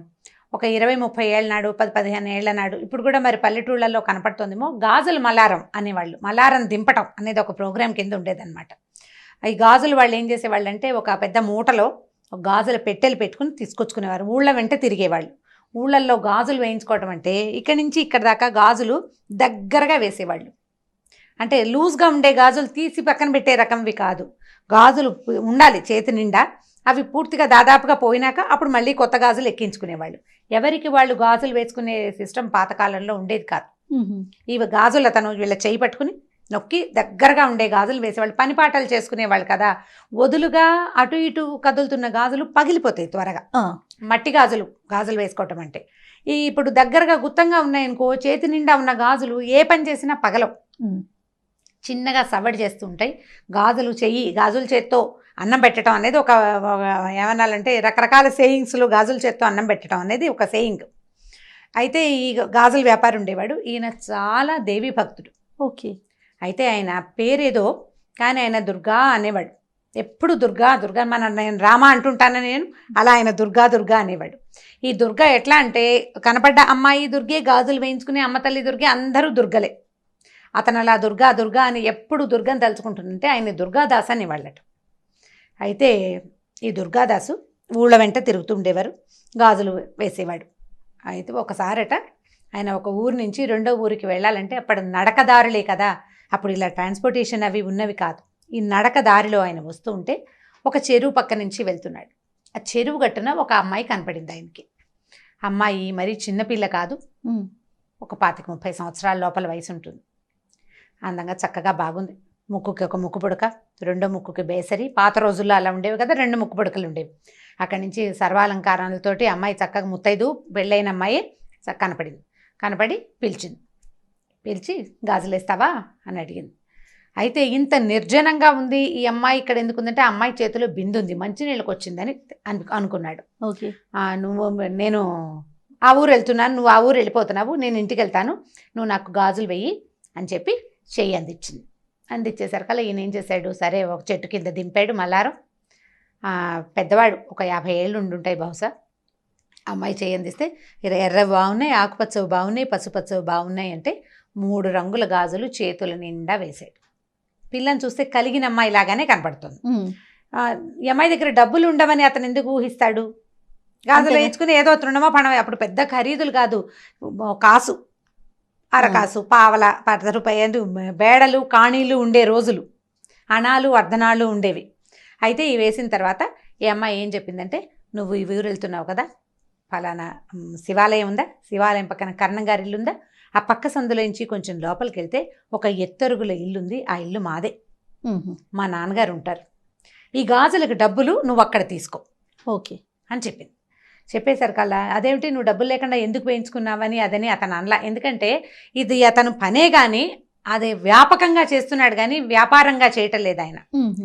ఇలా స్త్రీ రూపంలో ఈ అమ్మాయిలకి గాజులు వేస్తూ అమ్మవారికి గాజులు వేసినంత సంతోషించేవాడు. అతనికి వచ్చిన కొంత సంపాదనే అతనికి చాలు, ఏదో ఇచ్చింది పుచ్చుకునేవాడు అంతే. సరే ఏమన్నాడు, ఈ అమ్మాయి బిందె పుచ్చుకుంది, ఇంకా నేను నీళ్ళు తెచ్చుకోవాలి, నువ్వు వెళ్ళిపోతున్నావు కదా, వెళ్ళి తీసుకోమంది. మా నాన్నగారి ఇంటికి వెళ్ళు, మా అత్తారిల్లు ఇది, మా నాన్నగారు ఊరు ఆ ఊరు, మా అత్తారు ఊరు ఈ ఊరు అని చెప్పింది. చెప్పేసరికల్లా మా నాన్నని అడిగి డబ్బులు తీసుకోమంటే ఈయన బ్యాగ్ అంతా సర్దుకున్నాడు. బయలుదేరుతుంటే ఓవేళ మా నాన్నగారు ఆయనకి నా మీద కోపంగా ఉంది, మా అత్తారి మీద కోపం వచ్చింది, మాకు అమ్మాయి లేదు, నేను ఇవ్వనంటాడేమో, మా దేవుడి గదిలో కుంకుమభరణి ఉంది, దేవుడి మందసాన్లోనే కుంకుమభరణి ఉంది పాతది, అందులో కాసుంది, అది తీసి ఇవ్వమన్నానని చెప్పి. ఆయన కాదంటాడు, నువ్వు గట్టిగా పట్టుకో, నువ్వు గాజులు ఇన్నేసావు, డబ్బులు తీసుకోవాలి కదా, కాబట్టి ఆయన కాదన్నా సరే ఈ మాట చెప్పి డబ్బులు తీసుకో అని చెప్పి. సరే అన్నాడు. ఆ అమ్మాయిని అక్కడ వదిలిపెట్టి ఈయన సంచి తన తట్టాబుట్ట సర్దుకుని ఆ ఊళ్ళోకి వెళ్ళాడు. శివాలయం వచ్చింది, దండం పెట్టుకున్నాడు, కర్ణం గారి ఇల్లు కనపడింది, పలకరించాడు, పక్క సందులోంచి లోపలికి వెళ్ళాడు. ఎత్తరుగుల ఇల్లు. అయితే ఇల్లు పెద్దదే కానీ బాగా పేదరికంలో ఉన్న ఇల్లే అది. అక్కడి నుంచి ఆ ఇంటి ఆయన్ని పిలిచాడు. బయట ఒక 5-6 వేద విద్యార్థులు ఎవరో కూర్చున్నారు, వేద పాఠం చదువుకుంటున్నారు. ఈ అమ్మాయి అన్ని కేకేశాడు, అయ్యా మీ అమ్మాయికి గాజులు వేసానండి చెరువు దగ్గర, డబ్బులు ఇప్పిస్తే వెళ్తానండి అన్నాడు. అమ్మాయా, ఎవరమ్మాయి, ఎవరింటికి వచ్చావు నువ్వు అని అడిగాడు. ఫలానా ఇల్లు ఇదే కదండి, ఆయన పేరు కూడా చెప్పింది. ఆ ఇల్లు, ఆ పేరు తమరదే కదా అంటే నాదేను, ఫలానా ఇల్లు ఇలాగని చెప్పింది, గుర్తులు, నేను వచ్చాను, మీరు ఇలాగే అంటారని అమ్మాయి చెప్పింది కూడా. డబ్బులు ఇప్పించండి బాబు, లక్షణమైన బిడ్డ, అంత పిల్లని కాదనుకుంటారా అన్నాడు. మీకు తగదాలుంటే సొంత పిల్లని కాదనుకుంటారా ఎవరైనా అనేసరికి ఈయనకు అర్థం కాదు. పిల్లని కాదనుకోవటం ఏమిటయ్యా, నాకు అసలు ఆడపిల్లలే లేరు, అమ్మాయిలు లేరు నాకు అన్నాడు. అనేసరికల్లా భలేవారు మీరు ఇట్లాంటి మాట అంటారు, ఇంత మాట అన్నారు, అమ్మాయి చెప్పింది, ఇంత మాట అంటారా, ఎంత కోపం వస్తే మాత్రం, ఆడపిల్లని కాదనుకుంటే ఎలాగండి, తీసుకొచ్చి డబ్బులు ఇవ్వండి అన్నాడు. మెల్లిగా జనం చేరటం మొదలుపెట్టారు. గాజులు వాడు రావటం ఏమిటి, వీళ్ళింట్లో డబ్బులు అడగటం ఏమిటి, ఈ వేద విద్యార్థులు చదువు మానేసి వాళ్ళు నోటు తెచ్చుకుని చూస్తున్నారు ఏమిటో జరుగుతోందని. పల్లెటూరు కదా, కాస్త గట్టిగా మాటలు దొరలేసరికి 4 ఏళ్ళ వాళ్ళు చేరతారు, ఒక్కొక్కళ్ళు వింటున్నారు ఏమిటో సంభాషణ జరుగుతుందని. ఈయన అవునంటాడు, కాదంటాడు, అతను అవునంటాడు. ఇక విసుగొచ్చి ఏమన్నాడంటే, అయ్యా అమ్మాయి చెప్పింది, మీ ఇంట్లో పూజా మందసంలో కుంకంభరణ పాతది ఉందిట, ఆ తెరిచి చూడు అందులో కాసు ఉంటుందని చెప్పింది అమ్మాయి. ఆ కాసైనా తెచ్చి నాకు ఇవ్వండి. నేను వద్ద పోనీలేమ్మా, ఆడపిల్లవి, నీకు గాజులు వేసాను, మీ నాన్నకి ఇష్టం లేకపోతే పోనీలేమన్నాను. కాదు కాదు, గాజులకు నువ్వు డబ్బులు తీసుకోవాల్సిందేనని చెప్పింది. బంగారం లాంటి బిడ్డ, నువ్వేం తండ్రివయ్యా, పట్టుకురా కాసు పట్టుకురా, ఆ కాసు తెచ్చివి నాకు, ఆ అమ్మాయి నన్ను తెచ్చుకోమంది అన్నాడు. ఈయన తెల్లబోయాడు. మా ఇంట్లో దేవతా మందిరంలో అసలు కుంకుమభరణ ఉండటం ఏమిటి, మా ఇంట్లో కుంకుమభరణ లేదన్నాడు. ఆ భరణ ఏం లేదు మా మందసంలో, చెప్పింది చూడవయ్యా అనేసరికి సరే అందరూ అదేమిటి ఎందుకు చెప్తున్నాడు దుర్గాదాస్, ఈ ఊళ్ళలో తిరిగేవాడే, చూడు అనేసి అన్నారు. చూడమన్నారు. దేవతా మండపంలోకి మందసం దగ్గరికి వెళ్ళాడు. అయితే వాళ్ళ అమ్మగారు, ఆయన తల్లి, ఈయనే కొంచెం పెద్దవాడు, ఓ 50 ఏళ్ళ పైనున్న ఆయన, ఆవిడ కడు వృద్ధురాలు, ఇంట్లో ఉంది పెద్ద ఆవిడ. ఆవిడకి జ్ఞాపకం వచ్చింది లీలగా, ఒక పాత కుంకుమ భరిణ వాళ్ళ దేవతా మందసంలో ఒక పక్కన చిన్న మీట లాంటిది, అది నొక్కితే అక్కడ ఒక కుంకుమ భరణలు అవి పెట్టుకునే, ఎందుకంటే పాత రోజుల్లో బీరువాలు అవి ఉండేవి కాదు కదా, ఈ దేవతా మందిరాల్లో. తర్వాత ఏమో పందిరి మంచాల లోపల అట్లా చిన్నవి అల్మర్లు ఉండేవి, వస్తువులు దాచుకోవడానికి, దొంగల భయాలు అవి ఉండేవి కదా. అయ్యా మన దగ్గర ఈ మీట నొక్కితే ఇది తెరవబడుతుంది అని చెప్పింది. తీరా తెరిస్తే కుంకుమ భరణ బయటకు వచ్చింది. ఆయన చాలా ఆశ్చర్యపోయాడు. ఈ అమ్మాయి ఎవరు, ఈ గాజుల వాడేమిటి, మన ఇంట్లో ఉన్న మందసం ఇన్ని సంవత్సరాలు వచ్చింది, ఇంత వయసు వస్తే ఇందులో ఇలాంటిది ఉందని నాకు తెలియకుండా ఎవరో పిల్లకి రోడ్డు మీద ఎక్కడో దారిలో కనపడ్డ పిల్లకి తెలియటం ఏమిటి, మా అమ్మకి తెలిసిన సంగతి. ఆయనకి లోపల నుంచి ఒక ఉద్వేగం వస్తుందన్నమాట, ఎట్లా ఇది బయటికి తెలిసింది అని. ఆయన ఏం చేశాడు, కుంకుమ భరణలో చేయి పెట్టాడు, కాసు తగిలింది, కాసు ఇట్లా తీసాడు బయటికి, ఇంకో కాసు కనపడుతోంది, ఇది ఎడం చేతిలో పెట్టుకున్నాడు. ఆ కనపడిన రెండో కాసుని తీస్తుంటే ఇంకో కాసు కనపడుతోంది కింద, ఆ చేతిలో పెట్టుకున్నాడు, మళ్ళీ తీసాడు. తీస్తూ ఉంటే ఒక్కో కాసు బయటికి వస్తూనే ఉంది. ఆయన ఈ పట్టుకున్నవాడు అట్లా కూలబడిపోయాడు. వాళ్ళ అమ్మ, భార్య, ఓ ఇంత పిల్లవాడు, మగపిల్లలు ఉన్నారు ఆయనకి, ఆడపిల్లలు లేరు.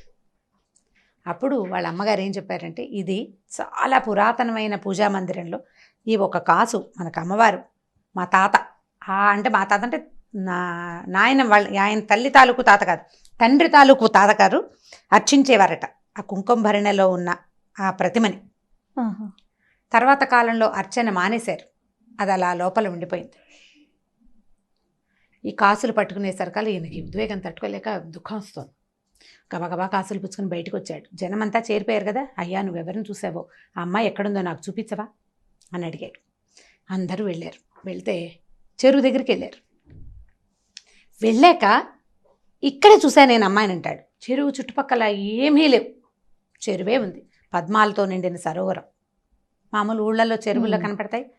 అయితే ఈయన, అయ్యా నేను ఇక్కడే చూశానండి, ఆ అమ్మాయి ఎటు వెళ్ళిందో, పాదాలు ముద్రలు కూడా ఏమీ కనిపించట్లేదు, చెరువు వైపు నడిచినట్టే కనపడుతున్నాయి కాలి గుర్తులు, బయటకు వచ్చినట్టుగా ఏవీ లేవు. మామూలుగా బురద ఉంటుంది, చెరువు ఒడ్డున బురద ఉంటుందిగా, చెరువులోకి వెళ్ళి వెళ్తారు ఎవరైనా, వెళ్ళి ఉండాలి కదా. అక్కడి నుంచి జనం అందరికీ అర్థమవుతుంది ఇక్కడ ఏదో ఒక మహత్తరమైన సంఘటన జరగబోతోందని.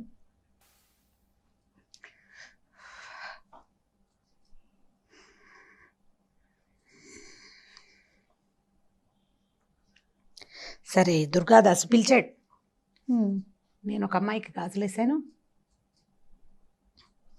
జనం అంతా చెరువు దగ్గరికి చేరారు. ఊళ్ళో వాళ్ళంతా వస్తున్నారు, ఇక్కడ ఏదో జరగబోతోందని తెలుస్తోంది. అక్కడి నుంచి ఈ దుర్గాదాసు, అమ్మా నేను నీకు గాజులేసానని చెప్పినా కూడా నమ్మలేని పరిస్థితి కనపడుతోంది. వాళ్ళకి అమ్మాయిలే లేరని ఊరంతా సాక్ష్యం చెప్తున్నారు. నేను ఏ తల్లికైతే గాజులేసాను ఆమె ఇక్కడ కనపడితే కానీ ఇప్పుడు నమ్మరు. ఈ విషయం నేను ఎట్లా చెప్పానో కూడా నాకు తెలియటం లేదు అని చెప్పి ఈయన గట్టిగా ఎలుగెత్తి దుర్గా దుర్గా అని పిలిస్తే చెరువులోంచి 2 చేతులు వచ్చినాయి పైకి. రెండు చేతులకి ఎరుపు, పసుపు, ఆకుపచ్చ గాజులు ఫుల్గా ఉన్నాయట చేతుల నిండా. ఈ పైకి వచ్చిన చేతుల్ని ఆ ఊరంతా చూసింది. వాళ్ళు ఏమనుకున్నారంటే ఒక శక్తి, ఒక బ్రాహ్మడి ఇంట్లో 100 సంవత్సరాల పైగా నిక్షిప్తం అయిపోయి లోపల ఉండిపోయిన శక్తి నన్ను పూజించే సమయం వచ్చింది అని బయటికి రావడానికి ఆమె చేసిన ప్రయత్నం ఏంటంటే, ఒక గాజులు అతని పూర్వజన్మ పుణ్యం, అతను చేసుకున్న పుణ్యం అవుతున్నారు అంటే ఈ కథలో ఉన్న శక్తి అలాంటిదన్నమాట. అంటే భగవంతుడు తనని తను ప్రకటితం చేసుకోవాలంటే ఎలాగైనా చేయొచ్చు. శక్తి అది. ఇప్పుడు దేవుడు అంటే మగవాడే కాదు కదా, మగవాడికి మూలం తల్లి.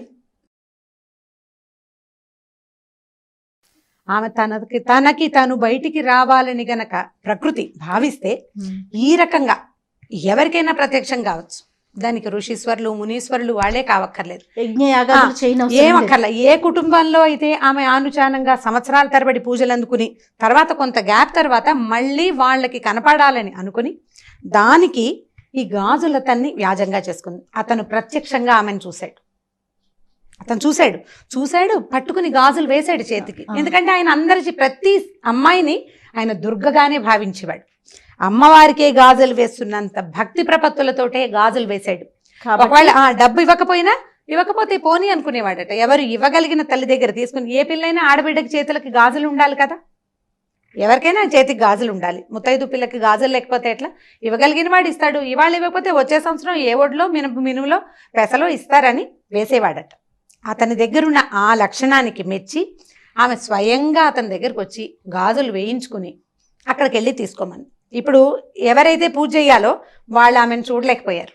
చూడండి, చిత్రమైన సంగతి కదా. ఈ చెరువులోంచి చేతులు పైకి రావడం, ఆ చేతుల నిండా ఉన్న గాజులు ఉంగరాలు దగదగాయమానంగా ఉన్న ఆ చేతులు ఆ ఊరంతా చూసింది. స్పృహ తప్పి పడిపోయాడట దుర్గాదాసు. ఆ తర్వాత ఈ కథ అట్లా నడిచింది. మళ్ళీ వాళ్ళ ఇంట్లో మళ్ళా లలితా పూజ అందుకుంది. వాళ్ళకి ఐశ్వర్యం వచ్చింది. వాళ్ళు చాలా పేదవారు అయిపోయారు ఆ కుటుంబం వాళ్ళు.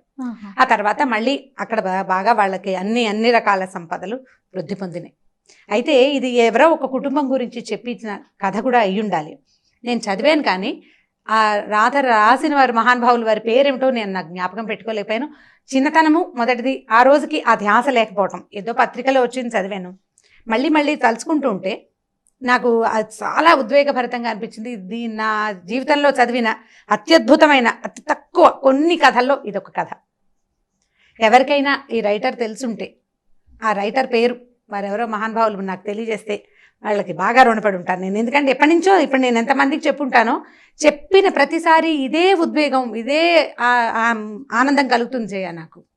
ఎందుకంటే భగవంతుని మనం తెలుసుకోవటం ఒక రకం. మనం మామూలుగా చెప్తాం దేవుడు ప్రతి చోట ఉండలేక తల్లి రూపంలో జన్మించాడు, అందుకని ఆయన తల్లే దేవుడుగా మనకి ప్రతి విషయానికి వస్తుందని. కొంతకాలం మన అమ్మ మనకి దేవుడు, తర్వాత మనం దేవుళ్ళం అవుతాం మన పిల్లలకి. ప్రతి స్త్రీ కూడా దేవస్వరూపమే. అయితే ఈ దైవ స్వరూపాల్లో ఒక్కొక్కళ్ళు కొంచెం ఇబ్బంది పడి ఇందులో నుంచి తొలగిపోతున్నారు కూడా. పాపం వాళ్ళకి భగవంతుడు ఇచ్చింది అది, అందులో నుంచి తొలగిపోమని. కానీ ఎవరైనా సరే ఇలా ఉండవలసిందే. ఇలాంటి దాన్ని మనకి కలిగించింది ఒక శక్తి ఏదో ఉంది కదా. ఆ శక్తిని గురించి మనం ఇట్లాంటి కథలు తెలుసుకుంటే మనం ఈ దేవుడు లేడు, ఇలాంటిది ఏదీ లేదు, ఇలాంటి భావన నుంచి బయటపడిపోతామని అనిపిస్తుంది. కానీ మామ్ స్టార్ట్ చేసిన డే 1 నుంచి మన ఇద్దరం ఎన్నో వీడియోస్ చేసాం రామ్ గారు. ఫస్ట్ టైం నేను మిమ్మల్ని చూశాను. ఒక స్టోరీ మధ్యలో మీరు ఆగిపోయి మళ్ళీ రీస్టార్ట్ చేయటం అనేది ఇది బహుశా ఫస్ట్ వీడియో అనుకుంటాను. ఈ కథలో ఉంది కదా జయ, ఈ కంటెంట్లోనే అలాంటిది ఉంది. ఎంత చిన్న మామూలు వాడికి, మామూలు మనిషికి, మామూలు వ్యాపారస్తుడికి దేవి సాక్షాత్కారం జరగటం అనేది చాలా అత్యద్భుతమైన సంగతి. ఇలాంటివి ఇంకొక 2 కథలనంటే నాకు చాలా ఇష్టమైన కథలు. ఈ కథ నాకు చాలా ఎంత హాట్ ఫేవరెట్ అంటే, దీనంత ఇష్టమైన కథ నిద్రలో కూడా నేను తలుచుకునే కథ ఇంకొకటి లేదు. చాలా అత్యద్భుతమైన కథగా తోస్తుంది. ఎవరో మహానుభావులు. అయితే నేను ఒక అమ్మాయికి ఈ కథ చెప్తే తను నెట్లో ఇంగ్లీష్లో ఈ కథ చదివాను, బ్యాంగిల్ సెల్లర్ అని ఈ కథ చదివానని చెప్పింది తను నాకు. కానీ తన కూడా ఆథర్ ఎవరో తెలియదు. ఓకే, అంటే ఈ ఎక్సైట్మెంట్ తనకి కలగల కథ చదివితే. నేను చెప్పినప్పుడు వచ్చింది ఆ అమ్మాయికి, ఆ ఇంగ్లీష్లో కథ చదివితే ఇలాంటిది అమ్మవారి చేతిలో వచ్చినాయని రాశాడు, గాడెస్ కనపడిందని రాశాడు అని చెప్పింది అనమాట.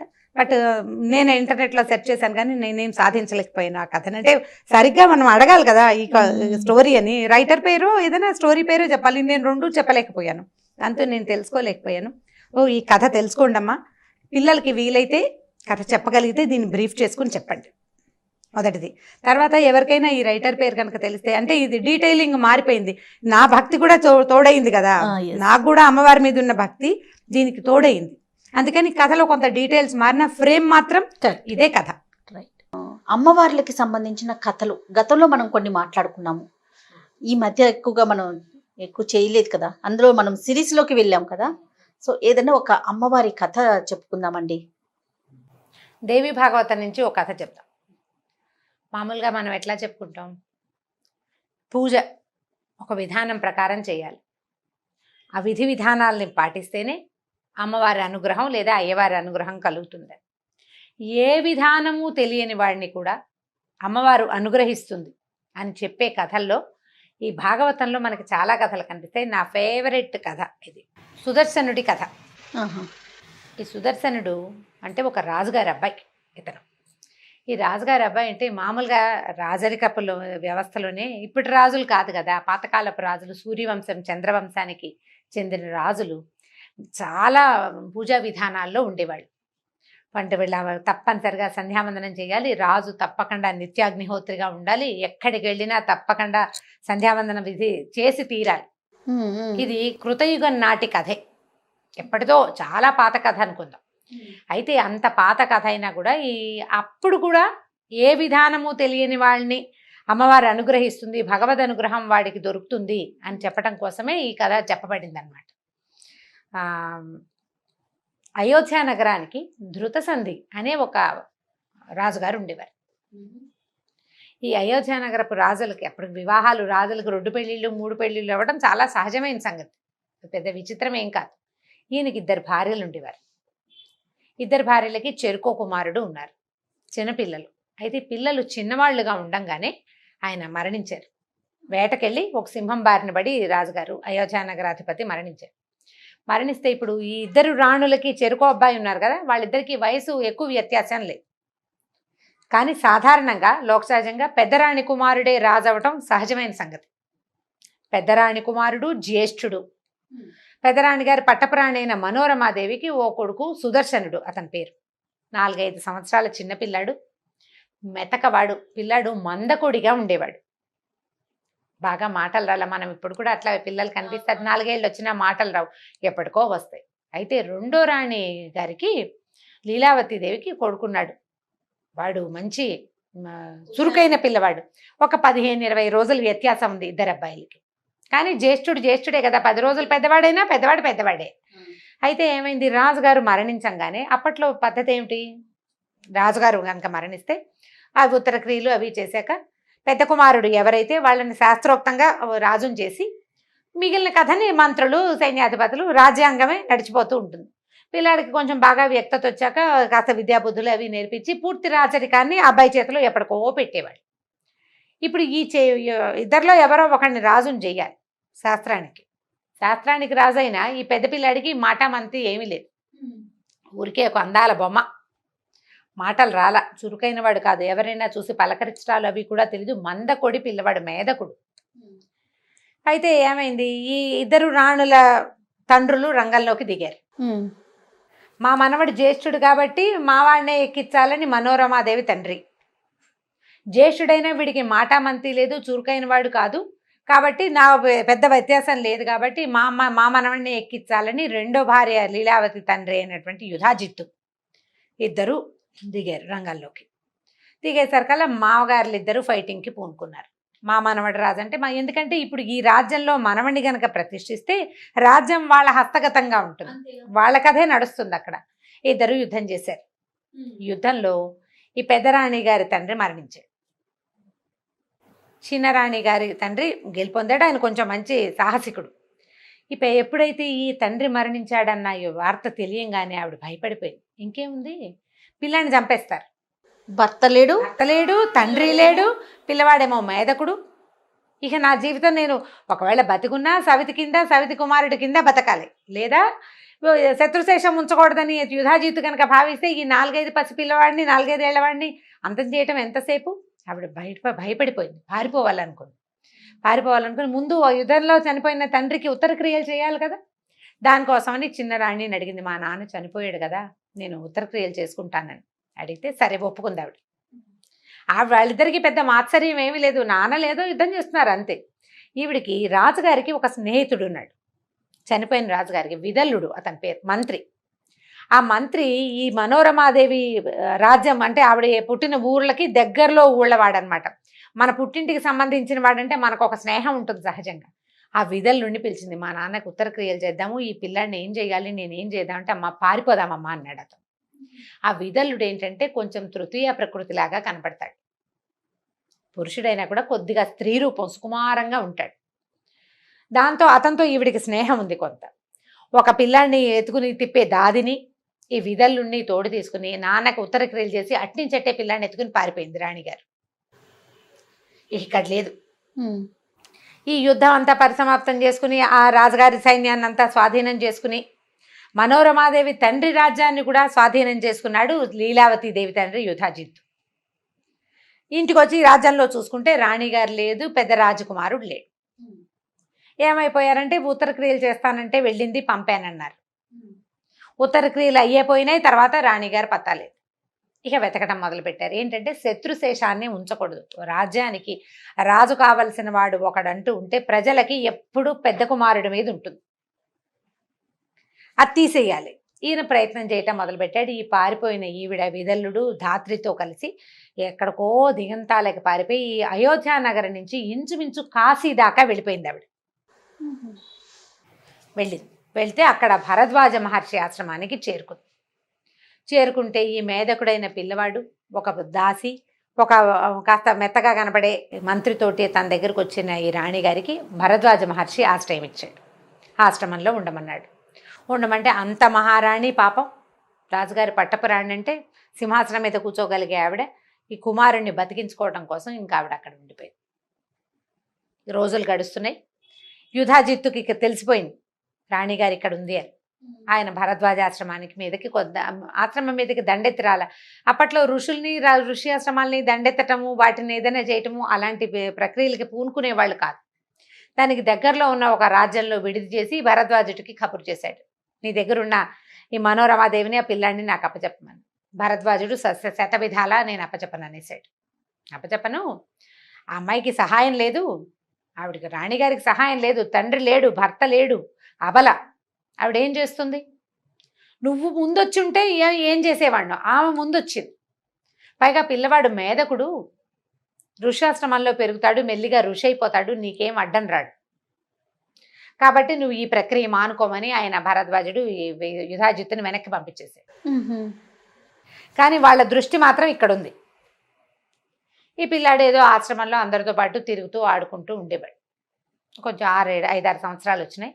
ఒకరోజు ఏమైందంటే ఈ ఆశ్రమంలో పిల్లలందరూ ఆడుకుంటున్నప్పుడు సంస్కృతంలో మాట్లాడుకుంటారు. ఈ మాట్లాడేటప్పుడు ఈ తృతీయ ప్రకృతిలాగా కనపడతాడని చెప్పాను కదా విదల్లుడు మంత్రి. క్లీబా అంటే నపుంసకుడు, తృతీయ ప్రకృతి అని అర్థం. ఒక 14-15 సంవత్సరాల పిల్లాడు అటు వెళ్తూ ఈ విదల్లుడిని చూసి క్లీబ్ అన్నాడు. ఎక్కిరింతగా, పిల్లలకి అలాంటి లక్షణం ఉంటుంది చూడు. ఆ ఎక్కిరింతగా అన్న ఆ క్లీబ్ పదము ఈ పిల్లాడికి, మన సుదర్శనుడికి క్లీమ్ లాగా వినపడింది. తమాషా సౌండ్, క్లీమ్ అనేసరికల్లా ఎలా ఉంటుంది, కీచుమన్న ఒక శబ్దం వస్తుంది. అది తలుచుకోవటం మొదలుపెట్టాడు అబ్బాయి. పిల్లలకి అట్లా ఉంటుంది కదా, ఏదైనా ఒక పదాన్ని పడితే వదిలిపెట్టరు. ఓ చిన్న చిన్న శబ్దాలు కూడా అంటాం, ఎంతసేపు చిచ్చి అంటుంటారు. నాలుగుతో ఊళ వేయటం, మనం వద్దని చెప్పినా మానరు. ఒకసారి వచ్చిందా ఇంక మన భూ అంటుంటారు, మానరు. ఇంకా ఈ పిల్లాడు ఆ క్లీమ్ అని పట్టుకున్నాడు. పైకి అనేవాడు కాదు, ఎంతసేపు క్లీమ్ క్లీమ్ క్లీమ్ అని తలుచుకుంటుండేవాడు. మనం 4-5 సార్లు క్లీమ్ క్లీమ్ అని చూడండి, ఎవరికి వాళ్ళు అనుకోండి. ఈ కథ వినేవాళ్ళు 2-3 సార్లు అనగానే ముక్కు ఈ ప్రాంతము ఏదో ఒక వైబ్రేషన్కి గురవుతున్నట్టు తెలుసు. నేను 3 సార్లు అంటేనే నాకు తెలిసింది. క్లీమ్ అనేది కామరాజ బీజం, అమ్మవారి బీజాక్షరం. రటనగా అనయ సరికల్లా అందులో నుంచి ఒక పాజిటివ్ ఎనర్జీ వైబ్రేషన్స్ వచ్చేస్తాయి బయటికి. చిన్న పిల్లాడు ఇక అదే పైగా అన్న కొందికి ఒక ఉద్విగ్నత, ఒక ఉద్రేకం వస్తుంటుంది లోపల. అనుకుని చూడండి, మనం ఓంకారం చేస్తామా, పదే పదే ఓంకారం చేస్తే మెదడు తెరుచుకుపోతున్నట్టుగా అనిపిస్తుంది మనకి. ఓంకారం చేసే, ప్రణవాక్షరం చేసే అలవాటు ఉన్న వాళ్ళు అసలు మానరు. ఎందుకంటే ఈ ప్రణవోపాసన ఎంత ఉత్సాహాన్ని, ఎంతో ప్రశాంతతని ఇస్తుంది. మనం స్తోత్రాలు శ్లోకాలు చదువుకుంటామా, చదువుకుంటుంటే మనకు ఒక ప్రశాంతత వస్తుంటుందా? అలవాటైతే మానలేకపోతాం. ఈ బీజాక్షరాల ప్రభావం అలాంటిది. ఈ పిల్లాడు ఆ క్లీన్ బీజాన్ని పట్టుకున్నాడు. ఇక అదే అదే అదే అదే అనగా అనగా అనగా అనగా వాడి మేధకుడుగా ఉండే వాడి బుద్ధి వికసించడం మొదలుపెట్టింది. వాడి లోపల చిక్కుముడులుగా ఉన్నటువంటి శక్తి ప్రసారం అన్ని పక్కలకి బ్రెయిన్లోకి ప్రసరించడం మొదలుపెట్టింది.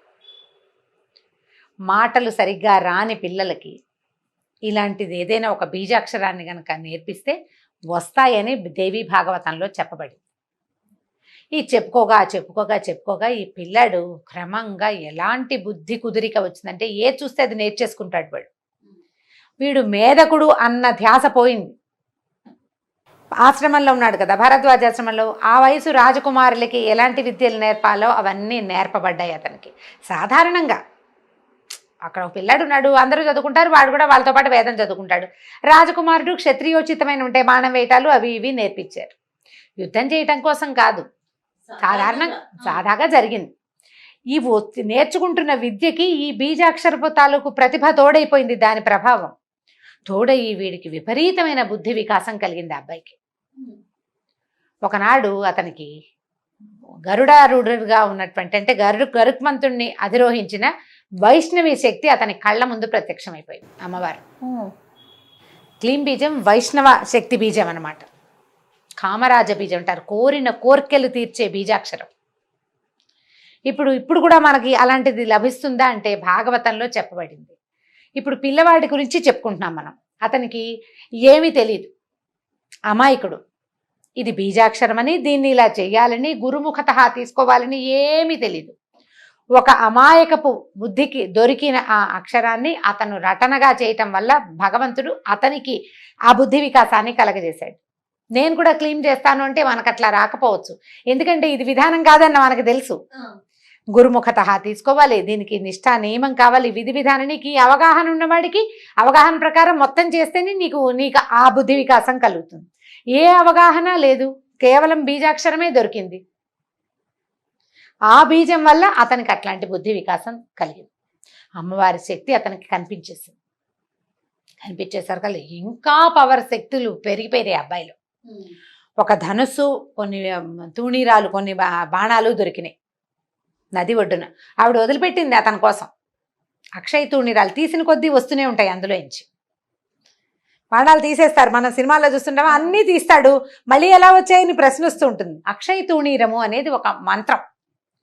ఆ మంత్రం కనుక ఉన్నవాడికి వాడు ఎన్ని తీసినా మళ్ళీ అందులోకి శస్త్రం దాంతా చేరిపోతూ ఉంటుంది. అలాంటిది ఒకటి దొరికింది. ఇట్లా పెద్దవాడైపోయాడు. బీజాన్ని మాత్రం వదల్ల. ఇతనికి ఇలాంటిది ఒకటి దొరికిందనే సంగతి ఎవ్వరికీ తెలియదు, రహస్యంగా అతనిలోనే ఉండిపోయింది. కొన్నాళ్ళకి ఆ కాశీ రాజకుమార్తెను కలుసుకున్నాడు ఇతను. ఆ అమ్మాయి ఇతను వరించేసరికి ఇంతలో కాశీరాజు ఈ పిల్ల ఈ అబ్బాయి ఎవరో రోడ్డును పోయేవాడిని వరించిందని ఆయన తెలియక ఆయన ఏమో స్వయంవరం ప్రకటించేసరికి స్వయంవరానికి రకరకాల వాళ్ళు వస్తున్నారని తెలుసుకుని ఈ అమ్మాయి, నేను స్వయంవరానికి నేను రాను, నేను ఆల్రెడీ ఒక యువకుడిని వరించేశాను, ఫలానా వాడని చెప్పింది. ఆయన ఆనుపాను తెలుసుకుని ఇతను రాజకుమారుడని ఫలానా వాడని తెలిసేసుకున్నాడు. భరద్వాజాశ్రమంలో ఉన్నాడు, తెలిసిందే అది. ఇప్పుడు ఏం చేశారు, ఈయన కూడా ఒక ఆహ్వాన పత్రం వచ్చింది. ఒక రాజకుమార్తె స్వయంవరానికి వచ్చిన ఆహ్వానాన్ని చూసి రాణిగారు ఆశ్చర్యపోయింది. ఇదేమిటి, మనకు రాజ్యం లేదు ఏమీ లేదు, అయినా ఎలా వచ్చింది, పిలిచినప్పుడు వెళ్ళాలి. అందుకని కొడుకునికి తీసుకుని ఆవిడ కూడా వెళ్ళింది. వెళ్ళేసరికల్లా ఈ అమ్మాయి, నేను స్వయంవరంలోకి నలుగురు ముందుకి నేను రానంది రాజకుమార్తె. నేను వరించేశాను, వివాహితని నేను నా భర్త మెడలో దండేయటం ఒకటే మిగిలింది. వాళ్ళందరికీ నేనెందుకు కనిపిస్తాను, పతివ్రత లక్షణం కాదు, నేను చచ్చిన స్వయంవరంలోకి రాననేసి. ఇంక ఇప్పుడు కాశీరాజు గారికి ఏం చేయాలో తెలియలే. నువ్వు అడిగిన పెళ్లి కొడుకుని పిలిపించా కదా, అందరిలో వెళ్ళి నువ్వే దండేయమంటాడు. నేను అందరికీ ఎందుకు కనపడాలి, నేను కనపడను, నేను ఆల్రెడీ భర్తను వరించుకున్నానంటుంది అమ్మాయి. అమ్మాయిది పాయింటే. 10 మందిలో ఎవరో ఒకరిని సెలెక్ట్ చేసుకోవటం అంటే పోనీ అదొక రకం, నేను ఆల్రెడీ సెలెక్ట్ చేసుకున్నాక నేను ఎందుకు కనిపించాలి, నేను కనపడ్డాను అనేసరికల్లా ఈయన ఏం చేస్తాడు, ఇప్పుడు వచ్చిన వాళ్ళందరికీ చెప్పాడు, మా అమ్మాయి ఒక అతన్ని వరించింది కాబట్టి స్వయంవరానికి వచ్చిన వాళ్ళంతా నన్ను క్షమించండి, మీరంతా వెళ్ళిపోండి అనేసరికల్లా వాళ్ళు పోట్లాడేశారు అందరు. నువ్వు మమ్మల్ని ఎందుకు పిలిచావు, ఇంతకీ అమ్మాయి వరించిన వాడెవడు, అయోధ్య రాజకుమారుడు సుదర్శనుడు అని తెలియంగానే అది అయోధ్యకి ఆల్రెడీ రాజుగా ఉన్న శత్రుజిత్తు, అతని తాతగారైన యుధాజిత్తు ఇద్దరు వచ్చారు స్వయంవరానికి. వీళ్ళు మండిపడిపోయారు. అయోధ్య రాజకుమారుడు ఏమిటి, ఇంకా ఎక్కడ అయోధ్యరాజు, అయోధ్యరాజ్యం మాది, వాడికి రాజ్యం లేదు గీజ్యం లేదు, వాడికి పిల్లని ఎలా ఇస్తావయ్యా అన్నారు. మా అమ్మాయి వరించిందండి, కన్యా వరైతే రూపం, కన్య వరించింది అంతేనన్నాడు ఈయన. వాళ్ళు ఒప్పుకోలే, వాడు అంతు చూస్తామన్నారు. ఇప్పుడు ఏం చేయాలి, కాశీరాజు దొరికేశాడు అందరికీ. ఇప్పుడు సరే ఈ డిస్కషన్ అంతా అయ్యాక అమ్మాయి ఏమందంటే, అట్లా కాదు నాన్న, మాకు రహస్యంగా పెళ్లి చేసేసి మమ్మల్ని పంపించేసి, ఏదైతే అదవుతుంది. నాకు కలలో అమ్మవారు కనపడింది, గంగానది తీరంలో కనపడే సుదర్శనుడు నీ భర్త, నేను నిర్ణయించానని చెప్పింది. అమ్మవారు నిర్ణయించిన పెళ్లిని కాదంటానికి నువ్వెవరు, వాళ్ళెవరు? నేను వరించిన దాన్నే నువ్వు కాదంటానికి నీకు హక్కు లేదు, వాళ్ళకి లేదు. అమ్మవారు నిర్ణయించింది కాదంటానికి ఎవరికైనా హక్కు ఉందా లోకంలో? ఆవిడే చూసుకుంటుంది. నాకు భర్త ఇతను అని చెప్పింది. నేను అతనితోటి కలిసి జీవిస్తాను కాబట్టే అమ్మ చెప్పింది. ఏదొచ్చినా ఆవిడే చూసుకుంటుంది నాన్న, నేను అమ్మవారినే నమ్ముతున్నాను. సరే పెళ్లి చేసేశారు. చేసేస్తే వీళ్ళ దారిని వీళ్ళకి మరి పెళ్లి చేశాక రాజకుమార్తె అనేసరికల్లా 100 ఏనుగులు, 1000 గుర్రాలు, 200 మంది దాసదాసి జనం, కొన్ని కోట్ల వజ్రాలు అవి ఇవి అంతా సమర్పించారు. సారిగా ఆశ్రమానికే పంపడానికి రెడీ అయ్యారు. అబ్బాయికి రాజ్యం లేదు మరి. సరే అన్ని సామాన్లు పుచ్చుకుని వీళ్ళు బయటికి వెళ్ళేసరికల్లా చాలా మంది రాజకుమారులు ఏమనుకున్నారంటే, పిల్లకి ఇష్టం లేదంటే దానికోసమే మనం పోట్టడం ఏమిటి, ఈ గోలంతా వద్దని చాలా మంది వెళ్ళిపోయారు. కానీ యుధాజిత్తు శత్రుజిత్తు మాత్రం ఇక్కడే ఉన్నారు. ఎందుకంటే వీడు తమ శత్రువు, వాడిని చంపి తీరాలని. వాళ్ళు కొంతమందిని ఆకట్టుకున్నారు. వాళ్ళకి క్లోజ్ ఫ్రెండ్స్ ఉంటారు కదా, గుంపు, ఆ ఉన్నవాళ్ళని ఉంచుకున్నారు. వాళ్ళు యుద్ధానికి పూనుకున్నారు. యుద్ధానికి పూనుకుంటే ఈ రథం ఎక్కి కనపడుతున్న కుర్రాడుని వీళ్ళు సామాన్యంగా మేధకుడుగా, బుద్ధి లేనివాడు అంటే మనసు వికసించని వాడిగా భావించిన వాడు తేరి ఇట్లా చూడ్డానికి కూడా వీళ్ళేనంత వెలిగిపోతున్నాడు. వాడి లోపల ఉన్న శక్తి ఎంత ప్రచండమైన శక్తి ఉంది లోపల, అది కనపడుతుంది కదా. ఈ కనపడుతోంది, బాణం తీసి వేస్తుంటే వాడు ఏం తీస్తున్నాడో ఏం వేస్తున్నాడో తెలియటం లేదు, పడిపోతున్నాయి శర పరంపర. మిగిలిన వాళ్ళంతా బాబు వీళ్ళ కోసం పెట్టుకోకూడదు మనం మొత్తం అంతా వెళ్ళిపోయారు. వీళ్ళిద్దరూ మాత్రం మిగిలారు. ఎప్పుడైతే వీళ్ళు ప్రత్యక్ష యుద్ధానికి పూనుకున్నారో అమ్మవారు వచ్చి ఆకాశ మార్గంలో నిలబడి చూస్తోందట పైనుంచి. దేవతలందరూ పైనుంచి చూస్తున్నారు. పరాశక్తి తన అనుగ్రహాన్ని ఒకడి మీద ప్రసరింపజేస్తే వాడిని వాడిని ఎలా ఈవిడ హ్యాండిల్ చేస్తుందో చూడాలనుకుంటున్నారు. అమ్మవారి అనుగ్రహం ఎట్లా ఉంటుంది అని ఆవిడ పైన నిలబడి చూస్తోంది. దేవతలంతా చూస్తున్నారు. యుద్ధం జరుగుతోంది. సడన్గా అమ్మవారి వైపు నుంచే 2 బాణాలు వచ్చి ఈ యుధాజిత్తుకి శత్రుజిత్తుకి తగిలినాయి. ఇతను యుద్ధం ఆపుతున్నాడు కానీ వాళ్ళని చంపే ఉద్దేశంలో లేడు. ఎందుకంటే అతను కోరుకోలేదు వీళ్ళని చంపైనా ఈ అమ్మాయిని తీసుకోవాలనుకోవటల్లా. చంపడం అసలు అతని ఉద్దేశం కానే కాదు, కేవలం యుద్ధం చేస్తున్నాడు అంతే. దాంతో వాళ్ళిద్దరూ పడిపోయారు. పడిపోగానే ఈ కాశీరాజు ఆ వచ్చిన సైనికులు అందరూ ఈ ఆకాశ మార్గంలో కనపడుతున్న అమ్మవారిని చూసేశారు. అందరూ ప్రత్యక్ష నేత్రంతో చూశారు. ఇక అసలు జయధ్వానాలు మిన్నుముట్టిపోయినాయి. ఒక కుర్రాడు తల్లి తప్పిస్తే రెండో సహాయం లేకుండా ఇలా ఆశ్రమంలో తలదాచుకున్నవాడు ఇట్లాంటి శక్తిని ఇంతమందికి చూపించగలిగేంత మంత్రజపం చేశాడంటే అది సామాన్యమైన విషయం కాదు కదా. అందరూ వేణేళ్ళు పొగిడారట. పైనుంచి దేవదుందుబులు మోగినాయి, పుష్పవృష్టి కురిసింది అతని మీద. అప్పుడు ఈ కాశీరాజు అపారాగా కనపడిన పరాంబికకి దండం పెట్టాడమ్మా, ఇక్కడ వచ్చి నువ్వు చేసిన యుద్ధాన్ని ప్రత్యక్షంగా చూసాను, నీ నుంచి వచ్చిన బాణాలే వీళ్ళని సంహరించాయి, ఇదంతా నీ వల్లే జరిగింది, కాశీరాజ్యంలో సుస్థిరంగా ఉండిపో, నా దగ్గర నుంచి నన్ను వదిలిపెట్టి వెళ్ళొద్దమ్మా అని అడిగట్టాను. అడిగితే ఆవిడ కాశీరాజ్యంలో తను ఉండడానికి ఒప్పుకుంది. అమ్మవారు ఆనాడు చేసిన యుద్ధానికి ప్రతీకగానే అంబికా ఆలయం ఒకటి కాశీలో ఏర్పడిందట. ఇప్పుడు అయోధ్య నగరానికి రాజైన శత్రుంజయుడు మరణించాడు, తాత సపోర్టు పోయింది. ఇప్పుడు ఆ 2 నగరాలు ఎవరివి? గెలిచిన వాడిది. సుదర్శనుడు తన తల్లిని భార్యని తీసుకుని అయోధ్య నగరానికి బయలుదేరి అంబికని తనతోటి రమ్మని అడిగాడు. అయోధ్యలో కూడా నీ పీఠాన్ని ఏర్పరచు, నువ్వు నాతో పాటు ఉండమని. అప్పుడు ఇక్కడ అంబికా పీఠం ఏర్పడ్డాక ఇతనితో పాటు అమ్మవారు అయోధ్య నగరానికి కూడా వెళ్ళి అక్కడ కూడా అమ్మవారి పీఠం ఏర్పడింది. ఈ అయోధ్య కాశీ ఇవి 2 కూడా అమ్మవారి తాలూకు ప్రత్యక్ష నిదర్శనాలు. ఆమె అక్కడ నివసించింది అని చెప్పడానికి దేవి భాగవతమే సాక్ష్యం. ఇక్కడ అంబికాదేవిగా కదండి మరి అక్కడ కూడా కాశీ- అంబికే. కాశీలోనూ అంబికాదేవి, అయోధ్యలోనూ అంబికే.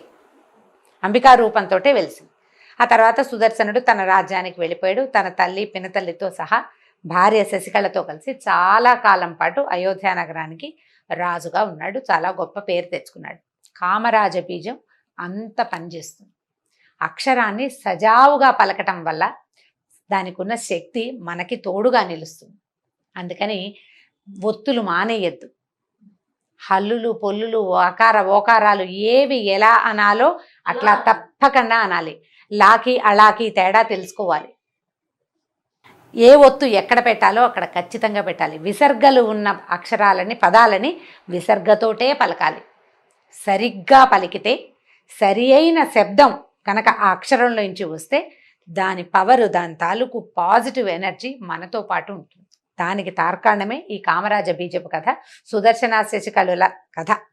ఈ సుదర్శనుడి కథ దేవి భాగవతంలోనే చెప్పబడింది. చక్కటి కథ, దసరా రోజుల్లో తలుచుకోవాల్సిందన్నమాట. అద్భుతం. చాలా చాలా చాలా అండి, చాలా బాగుంది కథ కూడాను. మీరు చెప్పినట్లుగా ఒత్తులు పొల్లులు ఎక్కడ పెట్టాలో అక్కడ పెట్టి పెట్టాలి. పలకాలి.